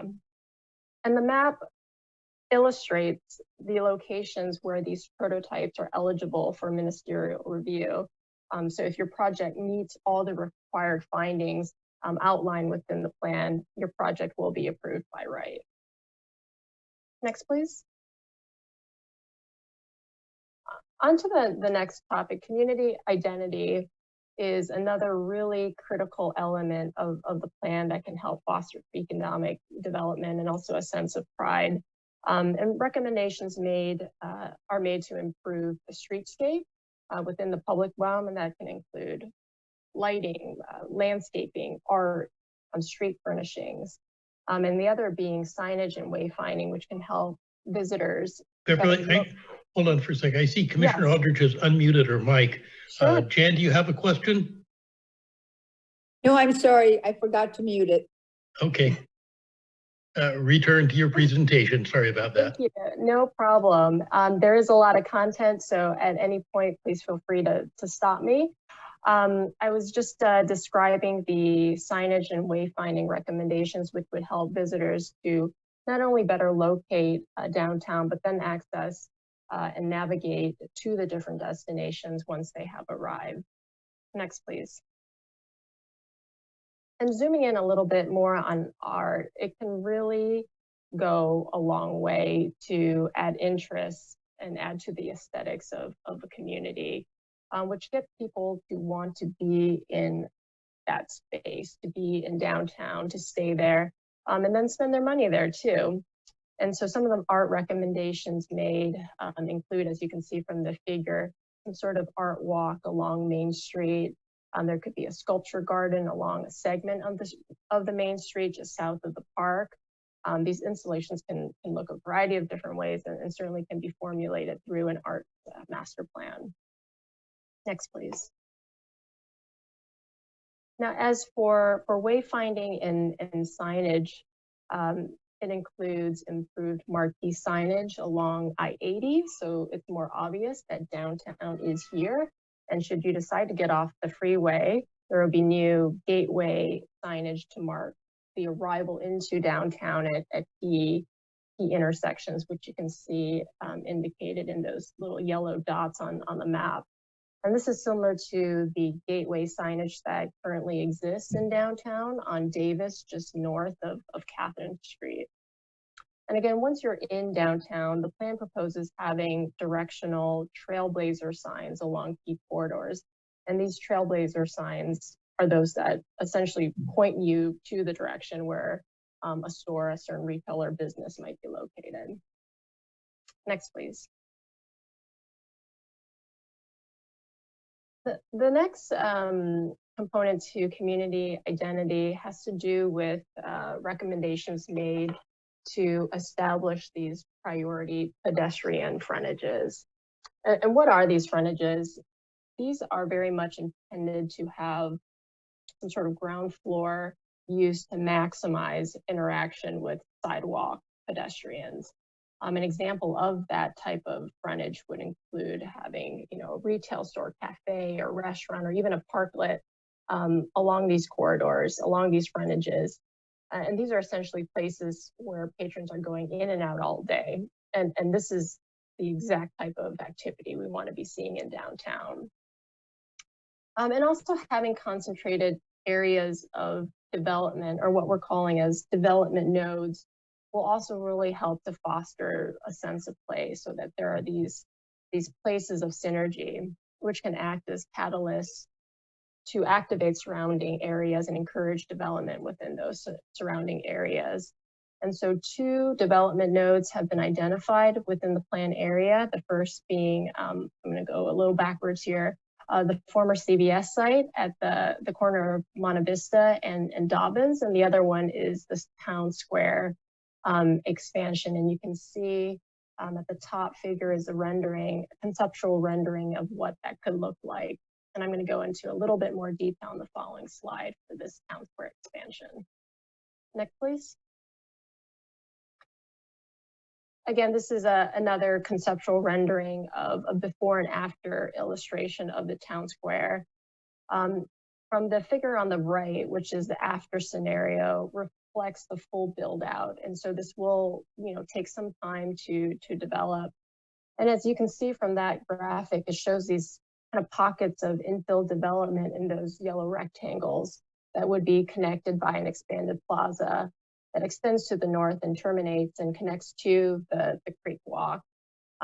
This project will also provide for more outdoor seating for restaurants. There would be a creek walk promenade, maybe some water features, some sort of art component to this, site furnishings, among other amenities. Next, please. The next topic has to do with mobility and connectivity, and the plan promotes this complete street approach, which emphasizes the importance of multimodal design. And we really feel that this strategy will help to create a more equitable and sustainable community, again, where a greater range of users can really fully access and enjoy the attributes of downtown. And so I'll go through each of these sub-bullets in more detail on the following slides. Next, please. And the first one has to do with pedestrian facilities and a couple of improvements suggested here. The first one being sidewalks. There are some sidewalk gaps along segments of Catherine and Wilson Street, as you can see from that top image, that can be filled. Another suggestion made is to enhance crosswalks and intersections. And the figure on the bottom right is an intersection example that can be enhanced over at where Merchant and Mason intersect. This is also where Parker terminates into Merchant. So this intersection right now can be a little confusing to drivers, bicyclists, to pedestrians. And so there were some proposed improvements, which suggest creating some sort of pedestrian island. If you can kind of see that on the figure at the northwestern edge of this intersection, it calls for the provision of these pedestrian pork chops, or if you will, or islands where pedestrians can rest a little bit more safely before getting to the other side. The next bullet here has to do with special paving, which can also be used to promote safety. For instance, queuing a pedestrian when they're entering a street. And special paving can also be used, again, we've talked about aesthetics. It can help to enhance, again, the aesthetics of a place. And that's certainly a feature that is being considered by the plan for the town square expansion. And lastly, improvements to curb ramps as it pertains to accessibility. And in general, all pedestrian facilities will meet ADA standards so that these facilities can benefit all users. Next, please. The plan has existing bike facilities shown in those solid green lines on the figure. However, the facilities don't connect you through downtown to the other side. So through an evaluation of and a preparation of a complete streets master plan, we do propose filling these areas of void along key corridors shown in those dashed lines, which include East Monte Vista, Mason, Catherine, Cernan, Dobbins, Davis, McClellan, and Markham Street. Next, please. And this is a set of conceptual renderings for complete streets for Davis, Mason, and Dobbins. And you can see in the after photos on the right, some of those improvements include landscape medians for added safety, the bike lanes with striping. There are some streetscape enhancements, and all of this will really help to encourage a pedestrian and bike-friendly environment. Next, please. For those driving to downtown, there are recommendations made to improve parking in many of the existing lots and streets. And generally, these parking strategies fall into kind of three main buckets. The first one being capital improvements, which include projects that can range in cost, and they typically involve some sort of construction or installation. And some of those examples include parking lot signage, lot amenities like lighting and landscaping. And the second category has to do with operational improvements. And this involves how parking facilities are either shared, enforced, or operated. An example of this might include modifying parking time limits or parking enforcement. And lastly, the third category has to do with changes in policy. And there are several parking policies and requirements that have been identified in the plan, including reduced parking requirements for infill development, as well as, over time as the plan development develops for staff to evaluate parking facilities and needs. Next, please.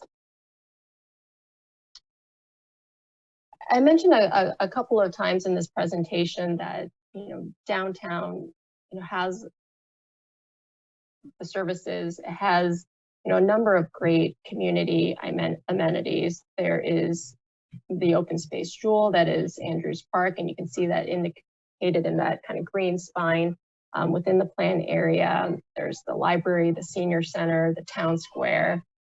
And the point of this is, when you start to layer on housing development nodes, art, these mobility improvements, this adds to the already fantastic base that is downtown. And so how can we even enhance it even more? Next, please. The plan calls for the continued provision of public services, public schools, as we discussed earlier this evening. And so the plan does evaluate student generation and its impact to public schools, certainly fire and police service, and also identifies the needed infrastructure, the needed improvements to the existing infrastructure in order to support the plan as it develops over time. Next, please. The second half of the specific plan covers a description of these topics here, development prototypes, which I briefly mentioned earlier this evening, zoning districts, which implement the specific plan land uses, land use regulations, which define the permitted uses and conditionally permitted uses within each district, development regulations, which has details out density information like floor area ratio, height, and other standards. And lastly, design standards and guidelines for areas within the public realm, the private development, that's again the private realm, and then also the downtown historic preservation district, which is within the plan area. And with that, I'm going to turn things over to Aaron Hussein from BAE to cover some additional highlights on the recommended projects made in the downtown specific plan, and also some of the funding mechanisms to fund these projects. Thank you, Bev. Can I have the next slide, please?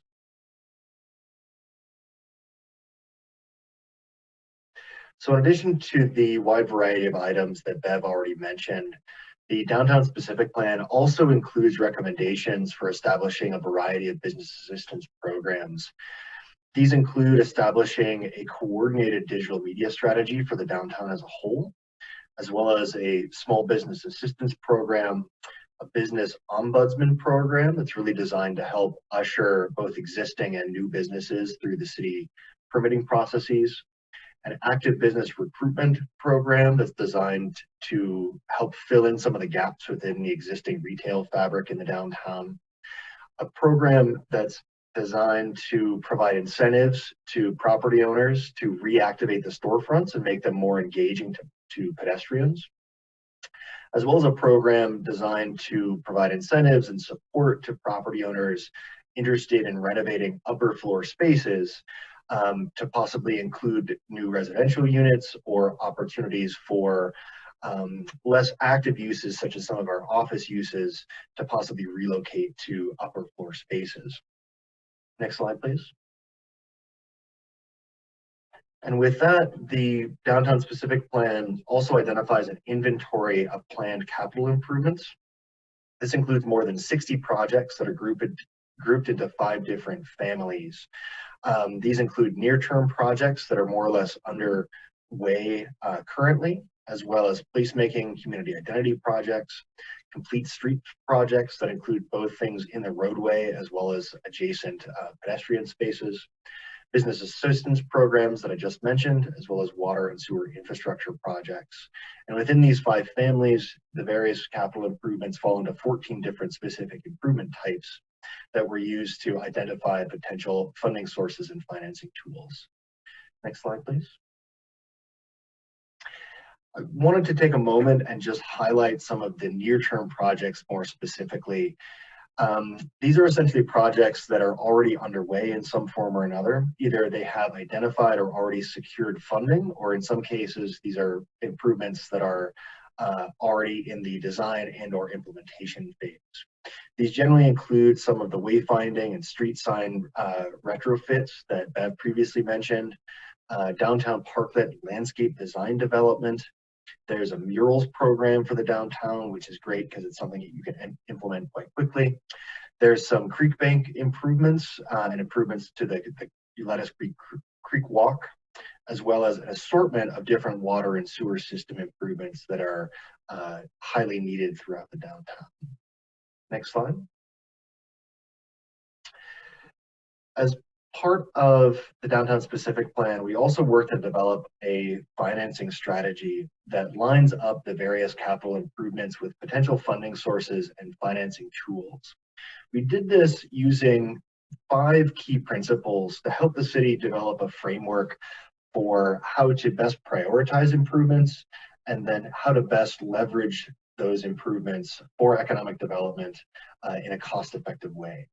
So the first of those principles is to prioritize improvements based on the anticipated impact to the downtown, both in terms of economic development and in terms of improving development feasibility and livability within the downtown.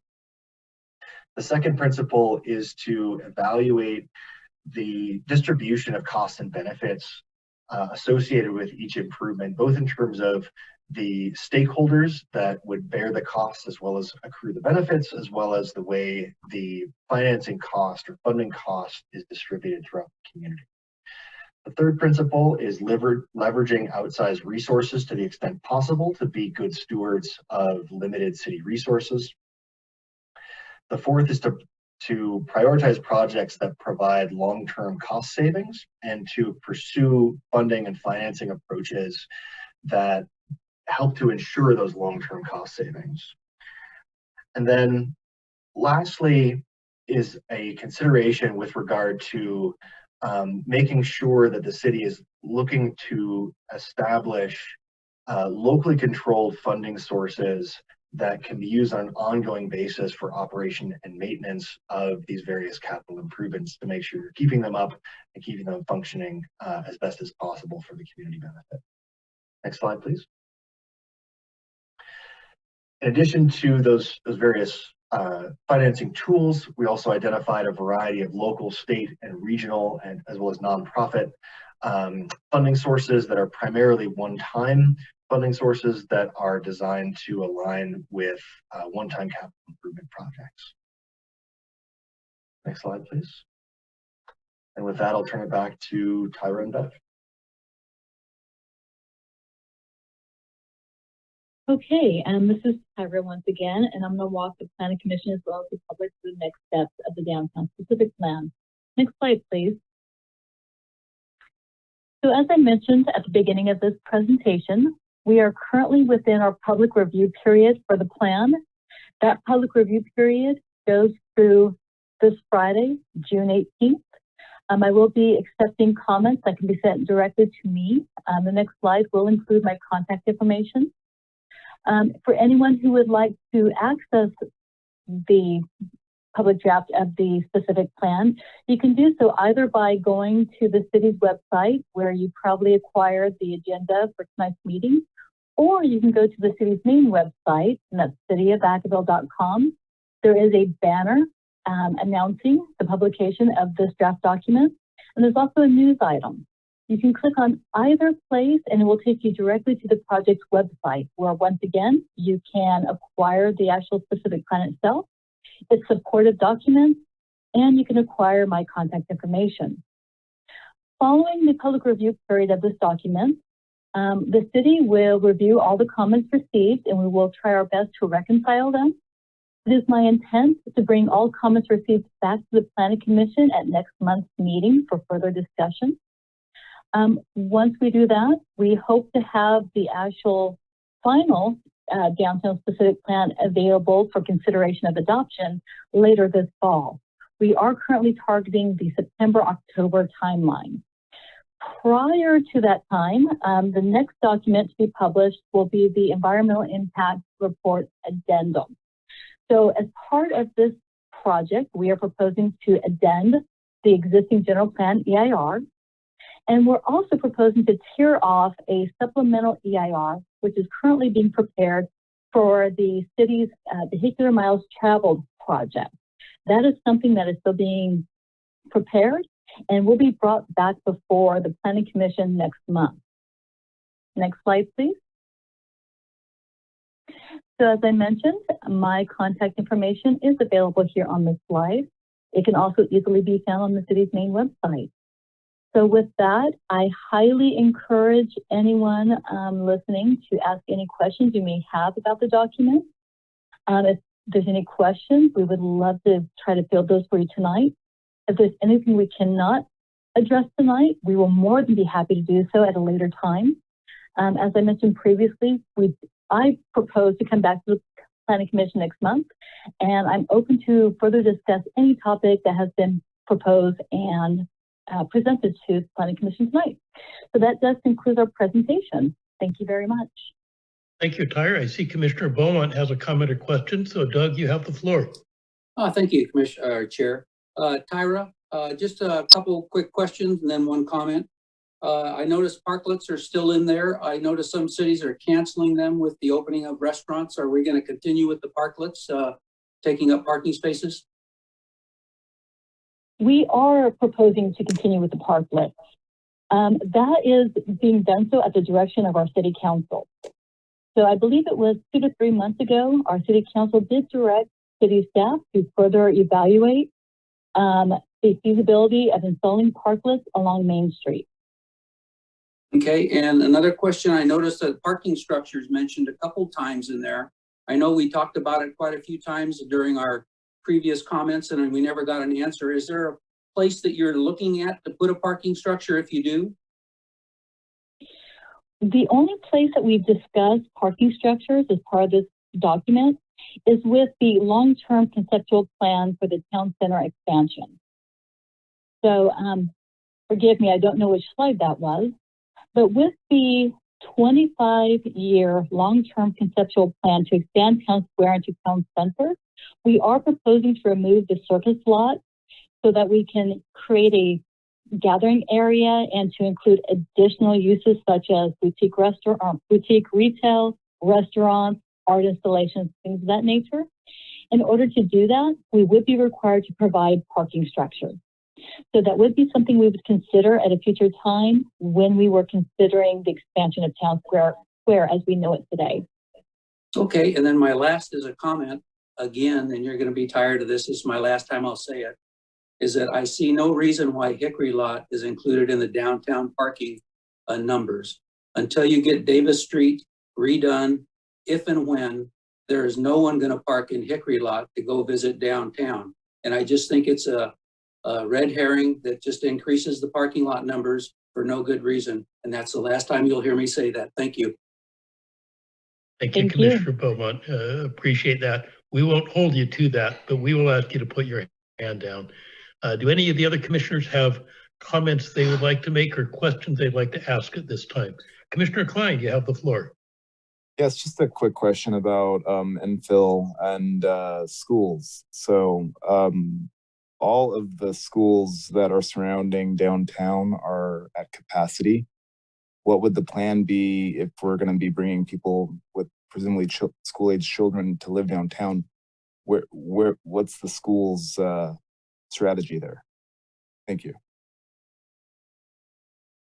Well, I can answer part of that, and then I might have to defer back to Beverly. But the first part of that would be we have been working with the Vacaville Unified School District to address the comment or the question you had noted. It was noted that there is adequate capacity for the number of residential units that could be considered for downtown. Sorry to put you on the spot, Beth, but do you recall where within this document we addressed school capacity? Sure. Thank you, Tyra. I am looking at that exact page right now. It's on page 154 within the document. And what the plan did was it took both the district generation rate as well as looked at the state generation rate, which is higher than the district, to evaluate whether there would be any sort of surplus or deficit, those impacts to the surrounding schools, looking at both, well, not even both, but elementary, middle, and high school. And even using the higher state generation rate, it was determined that there is some capacity, and these numbers were provided to us, as Tyra mentioned, from the Unified School District. Commissioner Klein, I want to make sure I'm understanding your comment correctly. You're not looking at over time the average generation rate, but what the current capacity is of those schools right now. Did I get that right? Right. The current capacity would not be an adequate evaluative measure at project build out. And I guess we like, part of this is maybe not fair because we don't know those numbers yet. And I know that this is just a vision, which is it's a terrific vision, and I support it. I just want to have some idea of how the you know, my personal experience having a child starting kindergarten right now is that the schools are all at capacity in that area, and so I can't imagine that that's going to somehow not continue to be an issue at build out. But that's just something that I'd like to see addressed maybe a little more intentionally. And if we can get some idea of what the school district of what their evaluation is of this project, to the extent that's appropriate, I would appreciate it. Thanks, Brandon. Do any of the other commissioners wish to make comments or ask questions at this time?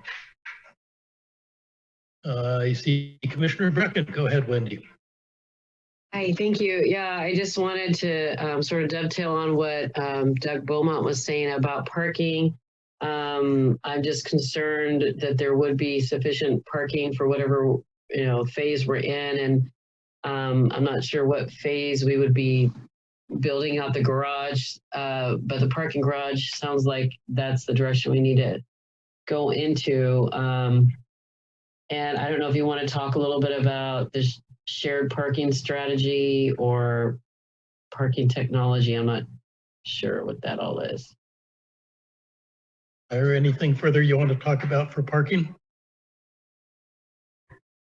Well, please forgive me, I'm doing this off memory, but we did conduct a new parking study. I believe it was November of 2019, and it did show that we do have adequate capacity to serve all of our current needs and all foreseeable needs.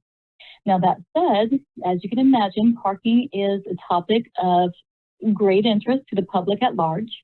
And so what we have done is we have committed ourselves through a policy within the downtown specific plan to review our parking situation. I believe it's every 5 years, which would be consistent with our 5-year CIP program.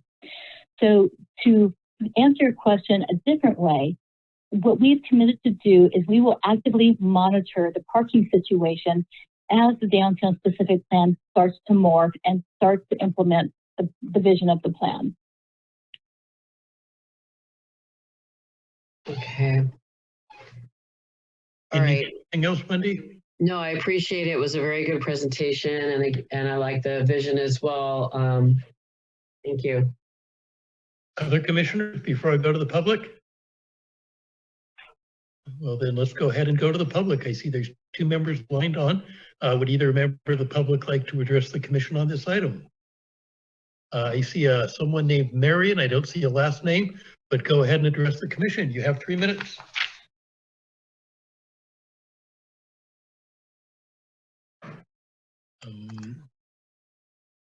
You're still muted, Marion. There we go. Go ahead.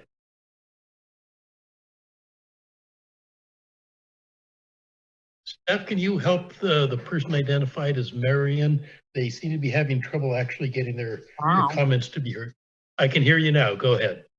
You can hear me now? I can hear you now. Go ahead. Okay, great. My name is Marion Elkins. I'm a longtime member of Vacaville community. I love the idea of making the downtown area more vibrant. I liked a lot of the things that I saw, and you answered some of my questions, although I still have to maintain too. I fully supported the parklet idea when the city council okayed it and pushed for it to be done really quickly because our restaurant needed the help. But as you just pointed out, now that we're open, I'm not sure that that's so necessary. I really would like to revisit how much parking we give up for what we're getting. And I'm concerned about the school space too. I look forward to seeing actual numbers, especially with the addition of the farmstead build out just down the road there. I'm really concerned about the look of the housing. Some of the pictures you showed, I thought were horrible. I don't want to see row houses. I think they look terrible. The already existing structure that Tyra pointed out, that is, I think she called it a triplex, is great. That I think fits the charm and the overall feel of downtown Vacaville. But I didn't like some of the other choices. And I'm concerned about the divider down the middle of Davis Street, I think it is. I do understand, and I know it looks nice, but God, I hate that when you guys do that to us in other parts of town. Nothing is more frustrating when you want to turn into a business that's on the opposite side of the street and you can't because you blocked it off by concrete or some other kind of divider. And, you know, those poor people that live down there, there's a lot of houses on Davis Street. I would be totally frustrated if I didn't have access to my home. So I would like to rethink that. Other than that, I liked a lot of the other stuff, thought it looked good, and I hope we get to keep building on this. Thank you. Thank you very much for your comments and participation. The other person who's shown here is Alicia Minion, but I don't see Alicia's hand up. I'm going to go to the main, and I see, Wendy, your hand is still up. Did you have additional comments or questions, or is your hand just still up? Sorry, I'll put it down. Okay, thank you. I will ask the secretary if we have anybody on the phone indicating that they wish to participate. We do not. Okay, then I'll go ahead and close down the public portion and bring it back to the commission for any final comments. I know I've got a couple of them. I think the idea of keeping the parklets and maximizing out-of-door dining space is long-term good for the city. I think that we should keep doing that. I think when we look at the parking, getting that infrastructure in early that tells people where open parking spaces are is a very good idea, because that's, I think, a deterrent to people is having to hunt for parking. There's something that immediately says, go here and you find a place. That's good. We certainly have to deal with the question of parking for employees. That's something that I've heard come up time and again, is for those people that work into the evening, they don't necessarily feel safe going to the more remote lots, so they want to park in front of the business, but then that denies convenient customer parking. That's a policy we simply have to make sure we jump on and deal with quickly. I'm looking forward to when the plan is done and we can actually start implementing it. And I will also note that somebody still has their mic open. Marianne, that may be you, because I'm hearing some comments coming across the public presentation. That concludes the comments I have. Do any other commissioners wish to make comments before we're done with this item? Don't see any other mics unmuting or hands coming up. So Tyra, I think that wraps up the presentation we've got on the downtown specific plan tonight. A reminder to everybody, we still have until the end of the business on the 18th to get comments into Tyra in a written manner. Business item 9C is a land use and development code update. This is something that's been going on for quite some time, and I think we're maybe getting towards the end of it, but why don't I let City Planner Bhavan let us know where we are on this. Payment, I'll turn control over to you. And Chair McCauley, this is Acting Director Guderi. I'll handle the presentation on this item tonight. And thank you very much.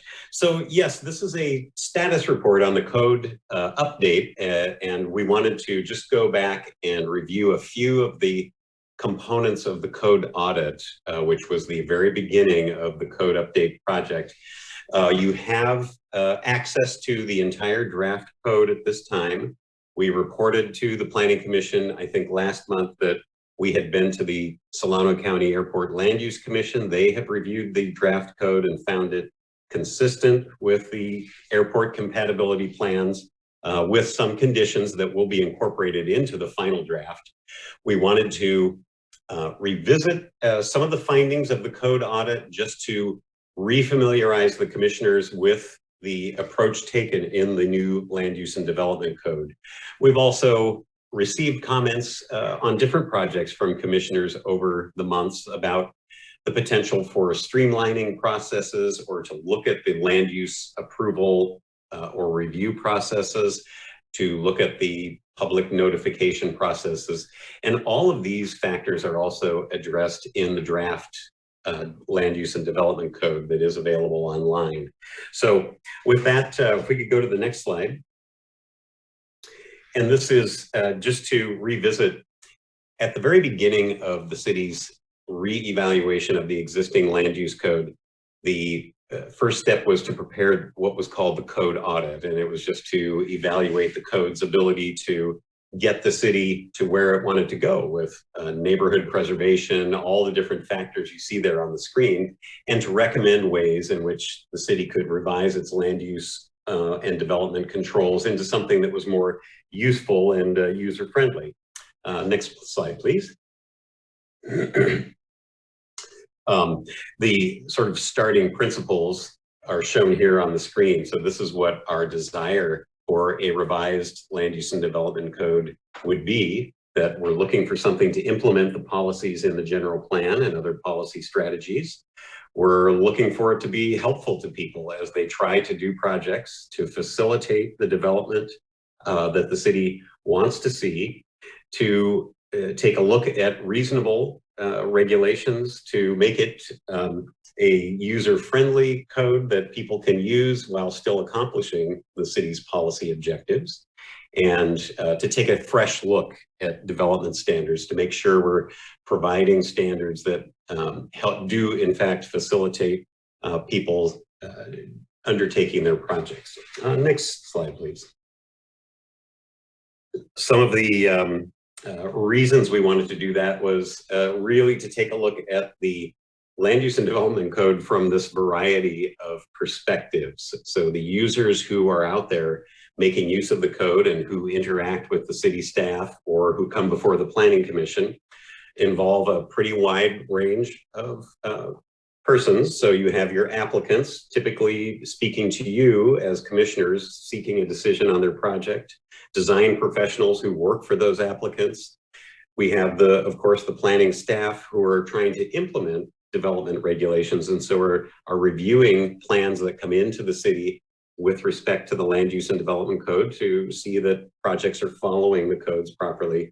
And then of course, I think the most common input we receive are from local residents and local business owners who are regulated by the code, who need to know what the code allows them to do, who need to know what processes are involved in doing projects. Next slide, please. So the city did prepare the code audit. This was in early 2019. We did attach a copy of this document to your packet this evening, just so you could have that handy. It is available online for anyone to take a look at. It goes through the general themes and findings from interviews with stakeholder groups throughout the beginning of the code rewrite process. Next slide, please. Some of the general themes that people wanted to see in the code, I won't read them all, but a real basic starting point was people just wanted something that was easier to use. And that gets the city again to where they want to go. You see about halfway down there to streamline and clarify the review process. So some of the very important themes we heard that guided the consultants as they went through the rewrite process are shown on the screen. Next slide, please. This boiled down into these 6 general issue areas that the code writers then approached the code with. And when I say reading the Land Use and Development Code, the code consultants and city staff in all affected departments were reading the existing Land Use and Development Code. They were taking a look at the policy plans. The city has, I believe, 16 different policy plans or specific plans that also provide land use regulations for people to follow. And then there are other policy documents that are referenced in development approvals. And so those were all looked at, and the issue areas that you see here were found to be kind of the core of where we wanted to approach a rewrite to the code. Next slide, please. So that first area, code usability. The complexity of the city's existing set of land use regulations was apparently brought up often to the code writers in interviews they conducted. And I will say that in the case of conducting interviews, they met with interest groups and interest parties in different industries. So, for example, architects and engineers, developers of specific types of projects, such as residential or industrial, community members, just in sort of the general public. And that theme of complexity and kind of confusing multiple layers of regulation came through quite often in those interviews. In most cases, the city staff would not attend those interviews, which made it more easy for the code consultants to just conduct their discussions with interest parties without the staff present, and they could just have a good conversation with people who had some experience in trying to use the code. Next slide, please. To address code usability, you see some of the factors that are addressed in the new draft code. And so when you go online and take a look at the revised development code, you'll see a format that often provides graphics and charts that help people navigate through the requirements rather than maybe the more confusing written form that the city's current code is in. Working on clear definitions and terms that are more commonly used now than perhaps when the Land Use and Development Code was first written. The main body of the current Land Use Code was written in the mid-1990s. Next slide, please. Another factor was the sometimes mismatching or unclear matching between the zoning districts that are referenced in the Land Use and Development Code and the city's general plan map.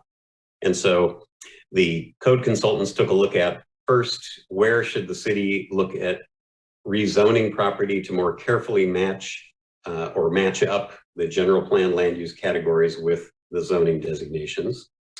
And the new code will include some new designations, some new zoning districts that are crafted to more carefully align with the general plan's land use designations. Next slide, please. So in doing this, as I said, the map and regulations will be matched up, streamlining the land use designation and the zoning district correspondence. So currently, there might sometimes be multiple zoning districts that are found to be consistent with general plan land use designations. And we've tried to simplify that so there's not as confusing a method of determining the consistency of land use. In addition, you often hear us refer to overlay districts, where certain specific types of zoning standards are added to a base zoning district. This actually does, though, result in multiple zoning districts that can apply to a single piece of property, say a base zoning designation and multiple overlays. So the code consultants took a look through the overlay districts where possible. They have incorporated those overlay district standards into the basic zoning categories so that a person does not have to look between so many different designations to find the information they're looking for. Next slide, please. Development standards, and this is always an important one because many of the projects you see before the commission might involve a variance or a plan development to ask for a modification to a development standard. So we've taken a look at the development standards in each of the districts with an eye to trying to modify those where appropriate. For example, if there are certain things that we always recommend approval of as a modification to a standard, or where the commission has typically found those modifications to be appropriate, we've taken a look to see if those are things we can incorporate into the standard zoning so that persons are not in the position of having to ask for exceptions to too many things to produce good projects. And you can see here, in the case of our review of those development standards, sometimes they seem to be perhaps outdated. For example, in the mid-1990s, the idea of mixed-use buildings was not really a commonly used type of development standard. Or in the case of the lower bullet point, sets of standards that are just very inflexible. And so sometimes the more inflexible and prescriptive those standards are, you have very little room for creativity by project designers. And so we wanted to look and see if we could modify the standards to help that process. Next slide, please. And so as you go through the code, again, there will be increased reliance on graphically showing principles that are intended to be communicated by the code, trying to provide some flexibility for project designers where possible, providing processes, simple processes for people to ask for relatively simple modifications to standards in particular situations, and taking a look at parking standards to make sure we're up to date and have appropriate parking standards for various uses. Next slide, please. Use regulations is one of course, the core features of any zoning ordinance. So what uses are allowed in different zoning districts. So again, the findings from the code audit based on interviews and from the consultant's review were that we had some fairly complicated, but also maybe outdated use regulations, what types of uses are allowed in different zone districts. And so they've tried to craft a different way of approaching that. Next slide, please. And part of that is to create broader classifications of uses that might incorporate a variety of sub or more detailed defined uses. You can see in the graphic on the right side a way of doing that. So trying to make a simpler system for business owners to figure out whether a use is allowed in a particular property or zone district, and for staff to administer those requirements as well. And to just take a look at the way we present those tables in the zoning ordinance. Next slide, please. The development review and approval process. And I know that we have received comments over the months from some of the commissioners on, are we sure we have procedures that are established to make it, appropriate for the types of uses to go through an approval process smoothly? And so that actually was a very important part of the code audit, taking a look at what would provide for a better and improved code, providing clear and predictable procedures. So for example, the question we had earlier this evening about what is the right notification process to follow for different projects, or if our language in the code is vague and uncertain for developers or neighborhoods and residents, trying to improve that so that people understand this is what to expect when development is proposed. So we have the next slide, please. So in the revised code, there are administrative procedures that are crafted for most decisions. So certain small scale projects where somebody may request an approval for a project that can go through in a much simpler process, establishing what is called a minor use permit instead of all use permits requiring the same level of review. In some cases, for some uses, there may be simpler processes we can employ. Reducing the reliance on discretionary review. And what that means is providing more standards and use regulations that allow a development to be approved without the need for a discretionary review process, like say a use permit that goes before the Planning Commission or other approval body. So, and then below that, facilitating opportunities for public notice. So you'll see in there our attempt to address providing clear standards for how we advertise development review so that people have a clear understanding of what will be provided. Next slide, please. And finally, the code writers are taking a look at making sure the code is up to date with current state and federal law.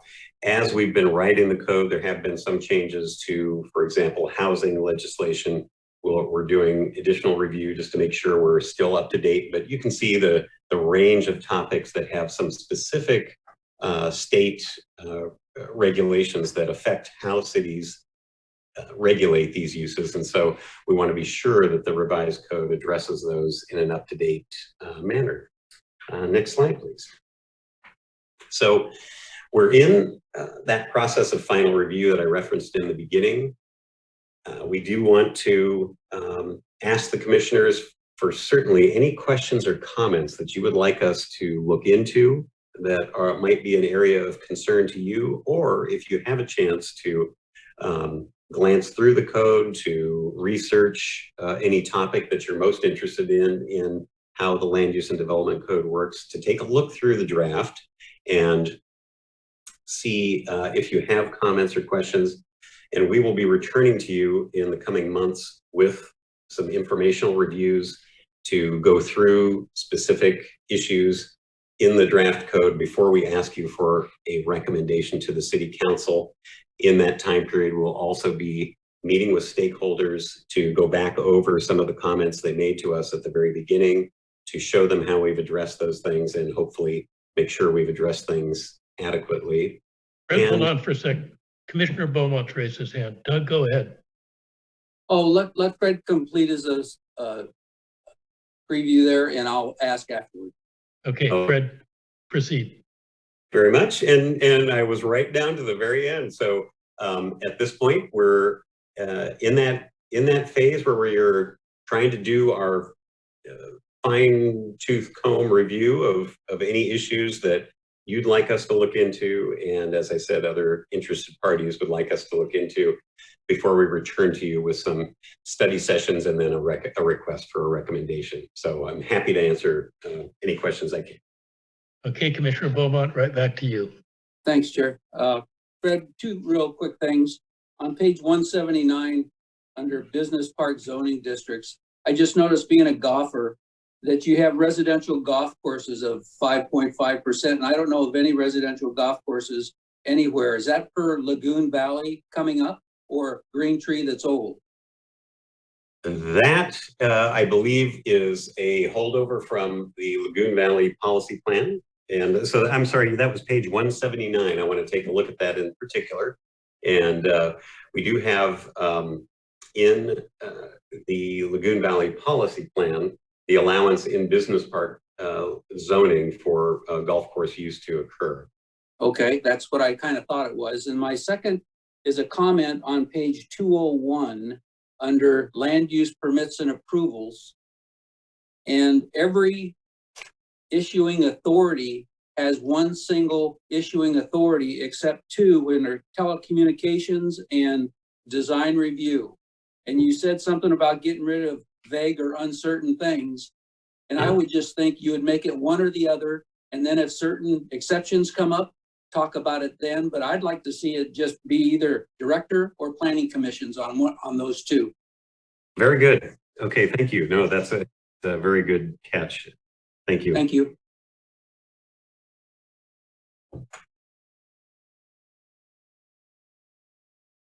Had to unmute myself. Do we have other commissioners with questions or comments for Mr. Baderi? I see Vice Chair Fortney. Mike, you have the floor. Yeah, Fred, real quick, appreciate everything you presented. I am definitely enjoying reading 3F and 3G on your page 190. The expand of the use of parking reductions and staff does not require additional parking for change of use. Yes. I think you're headed in the right direction. Real estate is expensive, and I think any opportunity we have to lessen the impact of cost for a local business owner by eliminating some parking spaces. I know people are going to complain about not having parking, but it would make it more feasible and more attractive for a business to come downtown. I appreciate those being in there. Thank you. Thank you, Vice Chair. Anybody else with questions or comments for Fred at this point? I see Commissioner Brecken. Wendy, you have the floor. Hi, thank you, Fred, for very good presentation. And I haven't gotten through all of the code yet. But I did want to ask, I'm just trying in the existing code, I'm just trying to figure out, looking at the chart of who approves what versus, planning, staff, planning commission, city council, and the chart isn't that clear to me. Maybe it would be better in some kind of a flow chart format of like, here's the process. But did you have any changes to that particular chart? There are some changes proposed. And so, for example, I mentioned the creation of something called a minor use permit. Our proposal in the revised code is to have this kind of a use permit subject to the staff's review, following, of course, the proper procedures that are laid out for notice and analysis. That would be one. There is a process called, and now I'm blanking at the moment, but some simpler processes for certain fairly minor reductions in or changes to code standards. So right now there is an administrative clearance, which is like a variance, but a very small variance that is provided for in the city code. We've modified that somewhat to provide some additional relief that is available by right, so people would not need to ask for certain reductions, and then a simpler review process for some of those. There are a few other things that are being examined. So, for example, right now it is possible for what's called a residential overlay zoning district to be applied to certain commercial zone districts.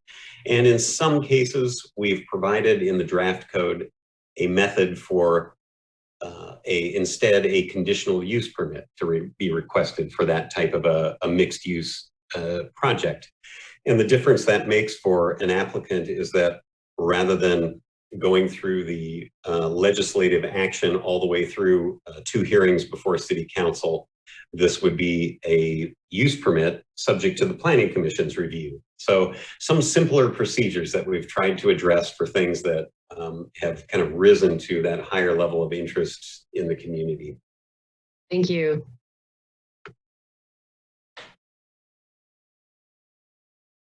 Commissioner Klein, go ahead.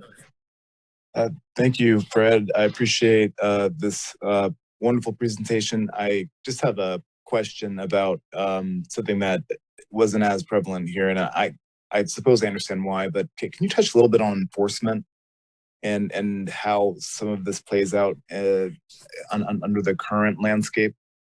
Yeah. So, yeah, very good point. There are certain enforcement procedures addressed by building code standards that we have not proposed any significant modification, and those are regulated in a different manner. Otherwise, code enforcement, also, I would say just kind of the general zoning code enforcement. We haven't proposed large scale changes to that procedure.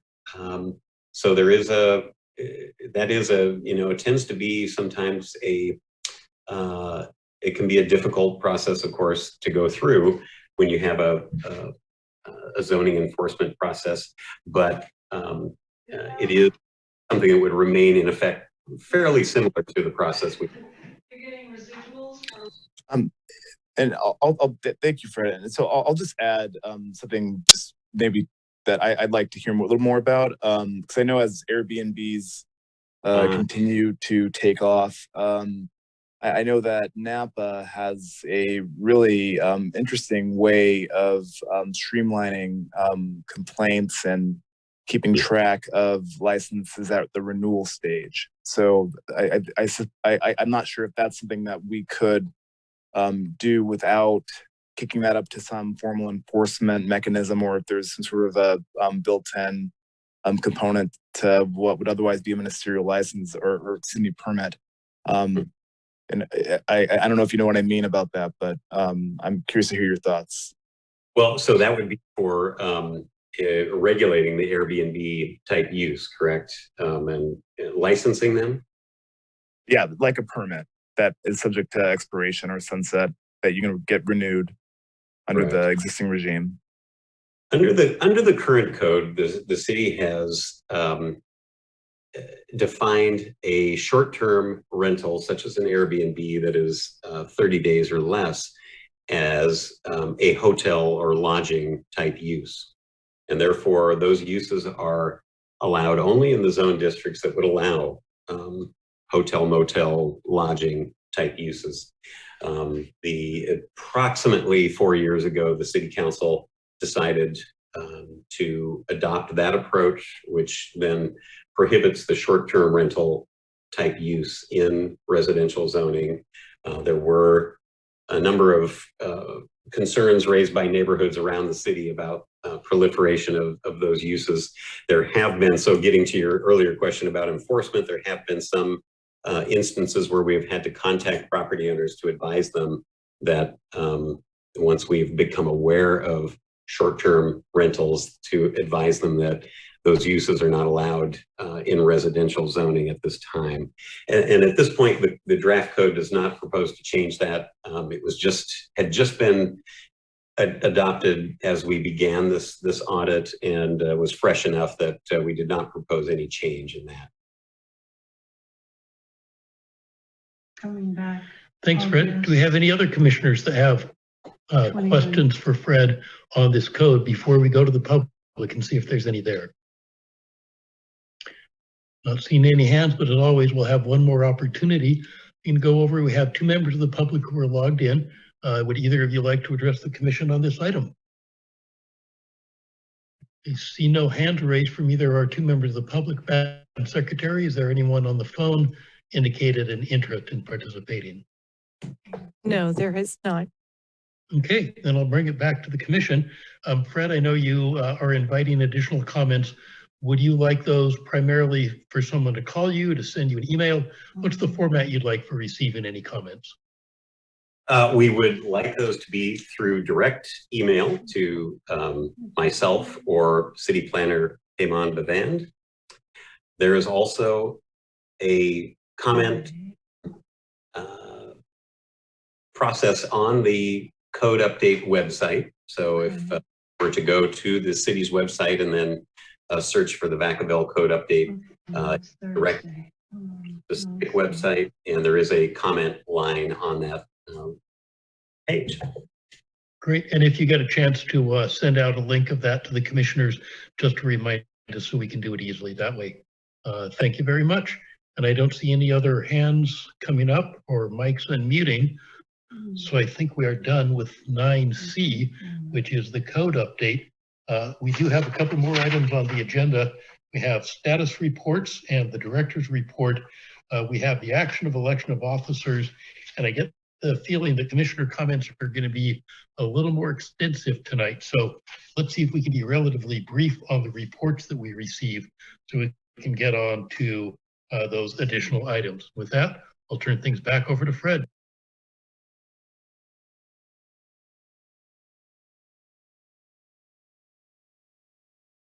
Fred, are you making the building division presentation? Yes, I am, and I will now remember to unmute myself. Thank you. Go ahead.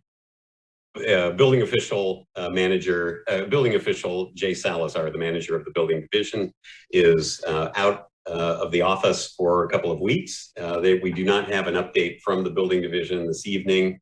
I can tell you that just in general, they are very busy on inspections. I know that inspection level is just remaining fairly robust, but we'll hope then for your July hearing that we have a full report for you on everything there.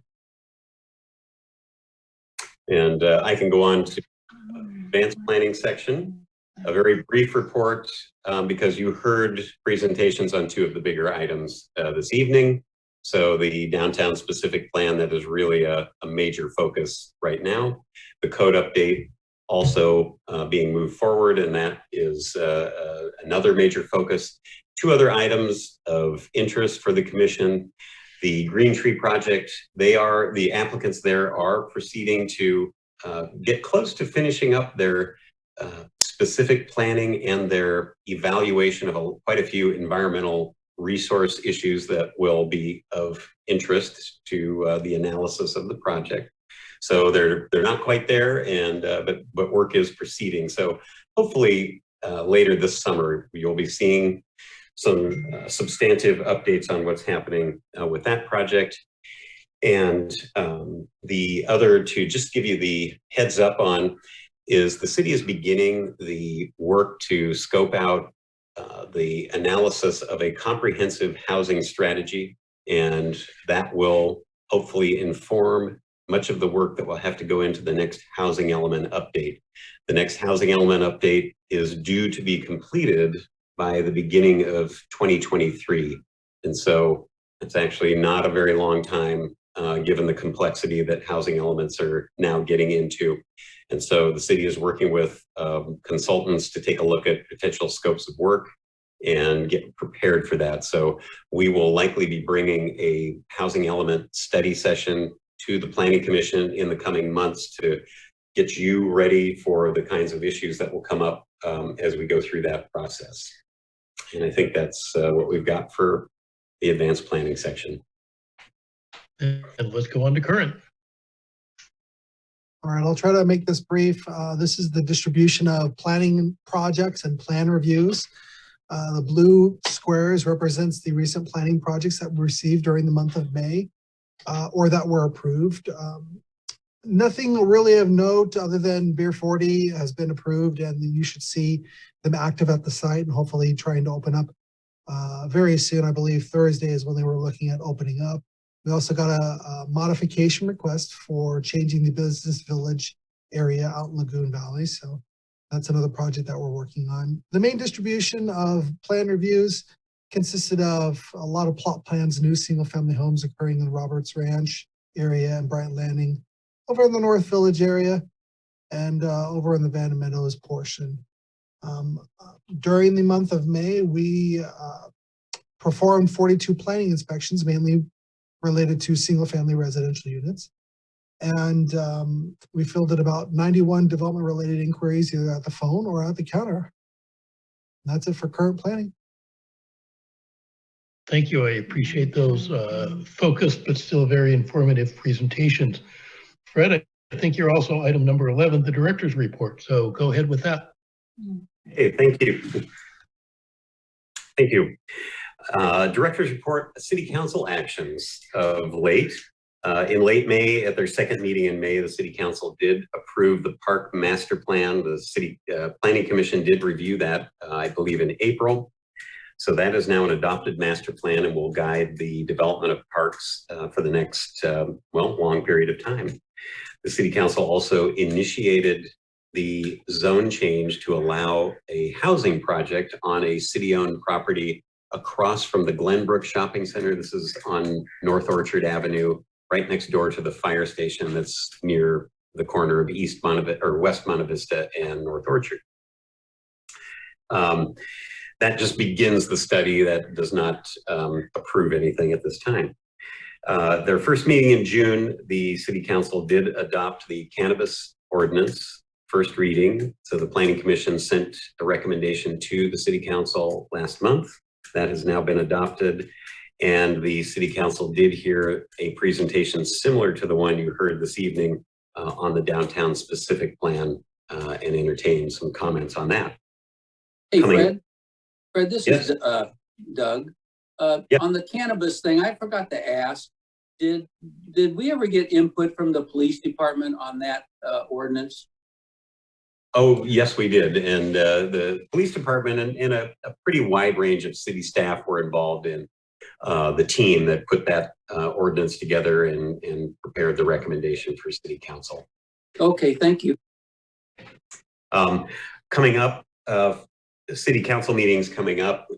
Their second meeting in June, the City Council will entertain the second reading of the ordinance, the cannabis ordinance. That's the process for adopting zoning ordinances. They're adopted at a first reading and or introduced at a first reading and adopted at a second.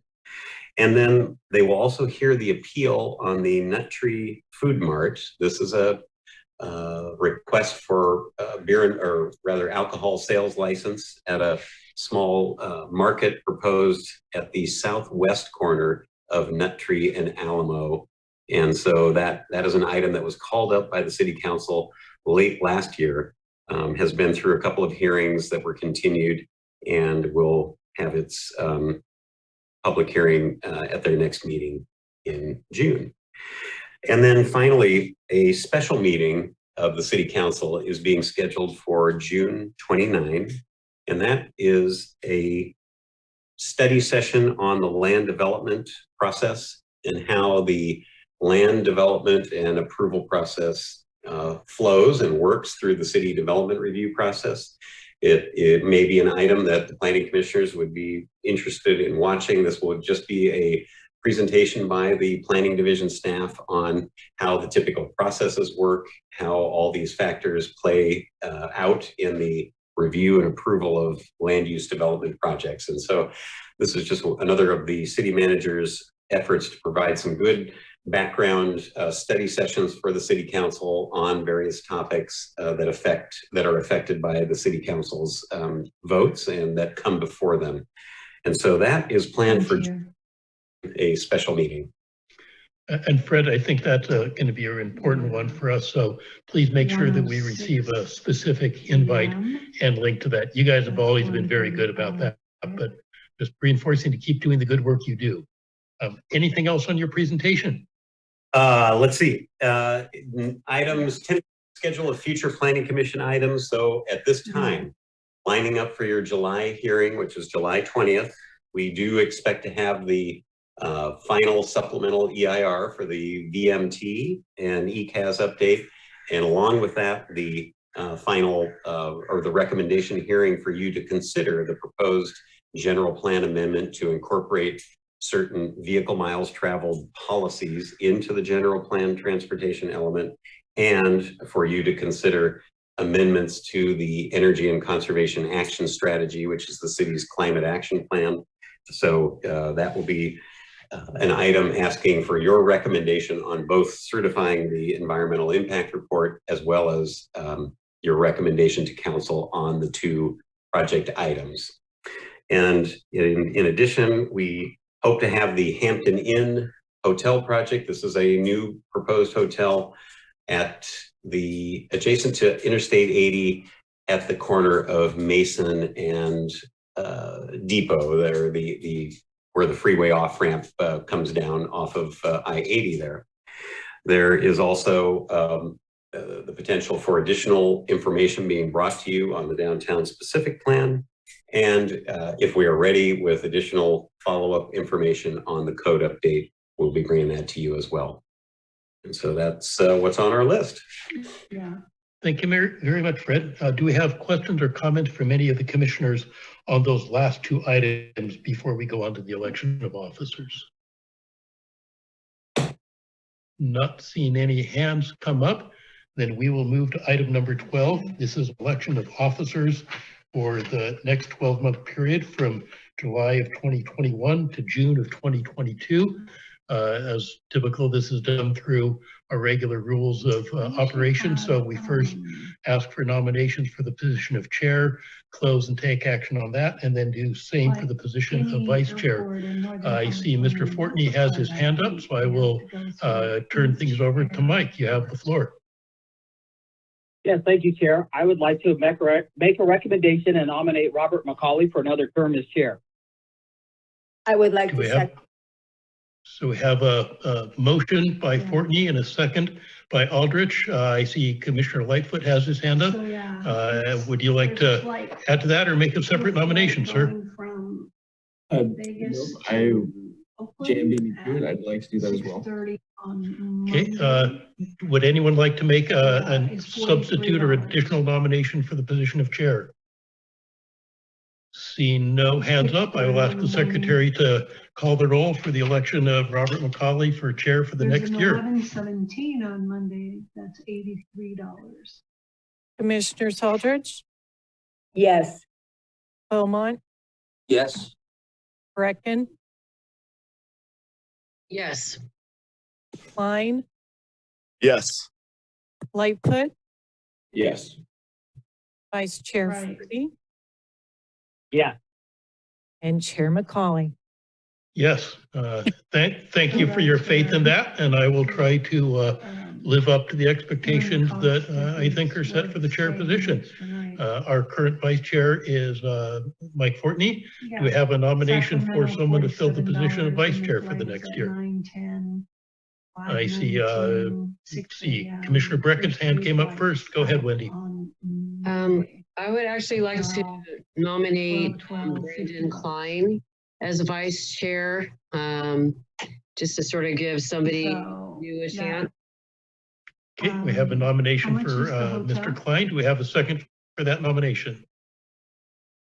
Mr. Fortney, your hand is up. Go ahead.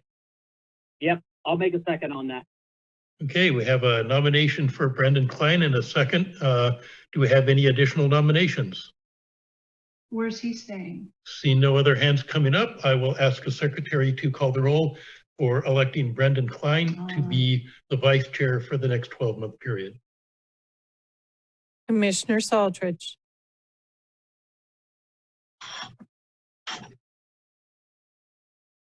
Jan, you're muted. Yes, yes. Beaumont, Yes. So, Brecken, Yes. Klein, Yes. Lightfoot, Yes. Vice Chair Fortney. Yeah. Chair McCauley. Yes. Congratulations to Commissioner Klein for being our vice chair for the next 12-month period. Item number 13 is commissioner comments. And I think we'll probably have a little bit longer than our normal short one here, in part because I've heard a number of commissioners talk tonight at the last couple of meetings about several issues. One, we keep hearing time and again, school funding and the issues that are related to what we can and cannot do for school funding. Another is regarding the location of multifamily housing, affordable housing with what we have with the council having approved the process into the zone change for the project over on Orchard. So I think it will be wise for staff to look at a couple of study sessions on those issues to come before us in the next few months and really dig deeply into those particular issues to make sure that when the action items come before us, we have a good background on what the requirements are.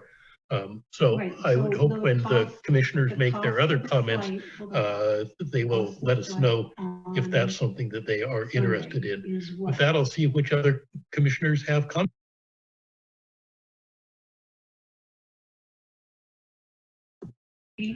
So Commissioner Brecken, go ahead. Hi, yeah, and thank you for suggesting the study sessions. I actually had kind of a separate idea of subcommittees or one subcommittee of the Planning Commission. There's several things that maybe could be worked on at a subcommittee level and then, make recommendations to the Planning Commission. One is the issue you brought up, which would be schools, and according to the general plan, it's the city responsibility to encourage school districts to provide permanent facilities located within a close proximity to the residential neighborhoods, and encourage school districts to plan their educational facilities with sufficient permanent capacity to meet the needs of current and projected future enrollment, and make sure there's mechanisms to provide for timely construction of facilities. So I know that the city council's having 2x2s meeting. I don't know how often they meet, but maybe a subcommittee of the Planning Commission can meet with school district officials, as maybe also the city council, in a public meeting, and get public comments for, what's the best way, to brainstorm how to fund, how to work with the school districts to get funding sufficient to ensure sufficient school capacity. I know a number of people who aren't able to get into the neighborhood school by them, and they're in new neighborhoods. And to have to commute across town, 5 to 10 miles or whatever, and traffic is not good for a city policy in general. So I don't know, I'm just thinking of ways to shake it up so that it's not just business as usual. We haven't, where I live in Browns Valley, we haven't had a new school for 30 years. And we have had all kinds of construction and new housing and new students. And Browns Valley and Markham are at capacity. So it's not just Southtown, it's not just the 87 area code, it's pretty much the whole city. And maybe there's just a way, by doing a subcommittee, we could just focus and figure out how to address that. Another issue that I thought a subcommittee might be good for is prioritizing the whole list of projects that we've seen. Both the parks and the master plan and the projects we saw last month. I think it's CIP projects, I'm not sure, but there's a whole bunch of projects. And without looking at the budget issue so much, I know that's more of a city council function, but maybe a subcommittee to say, okay, here, let's just look at all these projects and what, how can we weigh, maybe using factors like were brought up at the last presentation. They brought up factors of how you weigh different priorities of projects, and so that it's not just a list of projects, but it's like, yeah, here's kind of the priorities of how it makes sense that things should go. We need a detention basin here so we don't have a 100-year flood, things like that, versus where there's more deficiency in parks. There's deficiency in parks all over town, but maybe we can just look at some factors so we can help the city council make choices when they're looking at projects. Another issue I thought a subcommittee could work on is maybe streamlining. One of the things that is brought up in this code development that staff's working so hard on is processes needing streamlined. So just maybe examining the flow of how our projects work and how things could be streamlined might be another little kind of project. There's also an idea of exploratory committee for a charter city. We're a general city, so we have certain laws that we follow, but a charter city might free us up more to sort of be able to accomplish things according to a vision. So those are my thoughts, and I just wanted to raise them and see if there's any interest in forming, in addition to just having staff study something and present it to us, but actually have more of a hands-on role of some of the planning commission members get involved with maybe members of the public as well as other stakeholders. Thank you. Thanks. I'll probably come back and address some of those ideas for next steps in the future. But right now, I see Commissioner Beaumont also has his hand up. So Doug, go ahead. Yeah, thanks, Chair. Wendy, I appreciate you thinking out of the box there. It's very good. The one thing I know that I worked on for 6 years as a Citizens Oversight Committee for Bond Fund Day with the Vacaville Unified School District is that the residential fees never come close to being able to build a school. And so the problem is with the school district is they don't have the funds to build a school. And the only way they're going to get funds to build any schools is probably to bring another bond fund measure in front of the voters. And I think once Bond Fund A goes out here in the next couple of years, that may be the next thing you see in order to build a couple of 3 schools in this city will be another bond fund that will be able to fund those schools that we need in the city. And that's the fact is that the fees that the school district receives doesn't even come close to even thinking about building a school. And that's unfortunate, but that's the facts.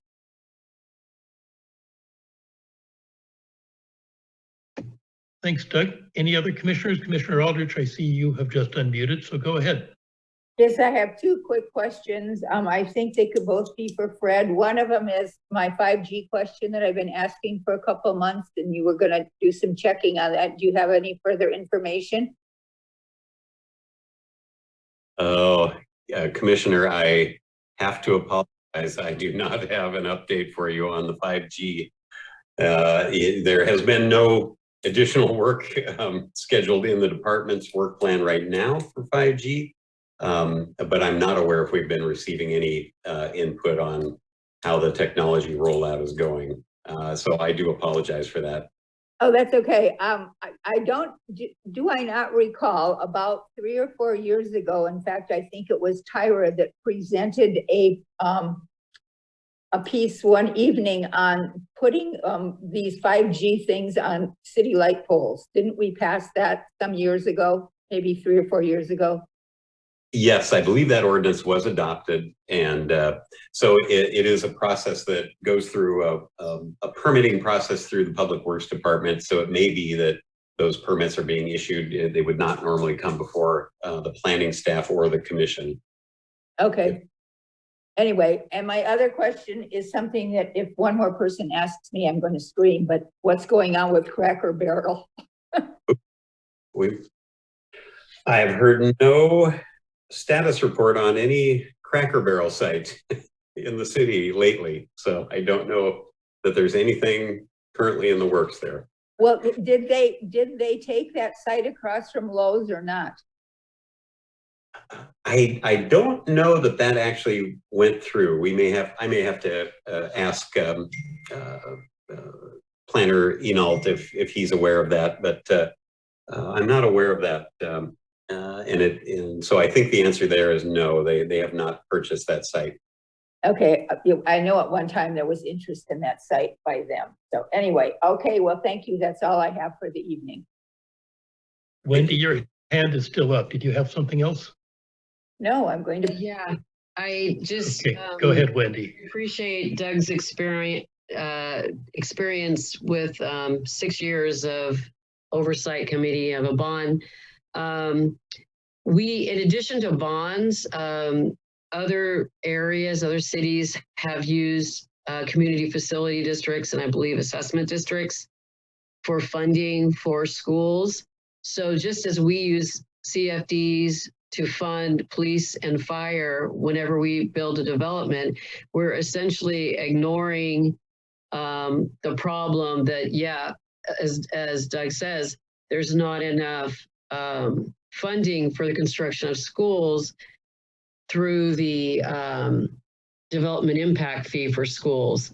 So and hold on, Wendy, for a sec. I see our legal counsel has her hand up, so I'm going to go and give priority to Andrea. Go ahead, Andrea. Thank you, Chair McCauley. I just want to remind the commission that, at this point in the agenda, these specific items haven't been noticed to the public. And so commissioner comments are supposed to be general in nature, and getting into detailed discussions regarding specific items is not advised because it could result in a Brown Act issue for the commission. So if there's a general comment that's made about something that can be brought back on the agenda, then staff can consider that, the commission can consider that. I appreciate the heads up on that, Andrea, and that leads into what I was going to recommend here, which is we've heard several things come up for interest, and I would like to see staff bring back at the next meeting for our noticed consideration a series of study sessions on these items that we've raised that may very well lead into actions that would be follow-up, whether those actions would be creating some sort of committee or subcommittee or asking for other action. But let's start off with a specific staff action plan for looking at these, and then the commission in a properly noticed meeting can do follow-up. So I'm going to ask the commission's indulgence to see how that goes next month, and then under a properly noticed item, we can have some additional discussion. Before we try and wrap, do any other commissioners have comments that they would like to make? Commissioner Klein, go ahead. Soon to be Vice Chair Klein, go ahead. Thank you, Chair, the once and future Chair.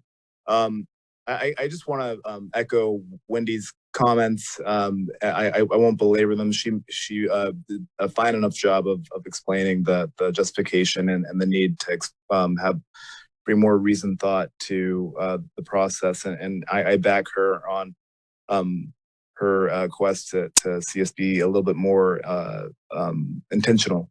I also want to thank really everyone for the confidence in someone who's so new to this process, and I think it's I especially appreciate Commissioner Fortney or Vice Chair Fortney for your second, and Wendy, I appreciate your confidence as well, and I promise I won't let anyone down. Thank you. Thank you, Brandon.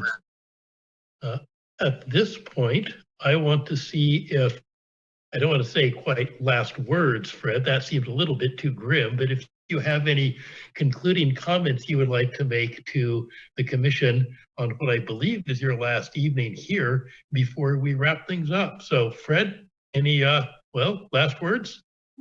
Well, thank you very much, Chair McCauley. I want to thank the commissioners for your work and for the very great interest that you all show in the work that goes on. Now, I know in the commissioner comments here this evening, a number of sort of new topics come up and have come up, and I would say that certainly we can report back to you on more information on those things.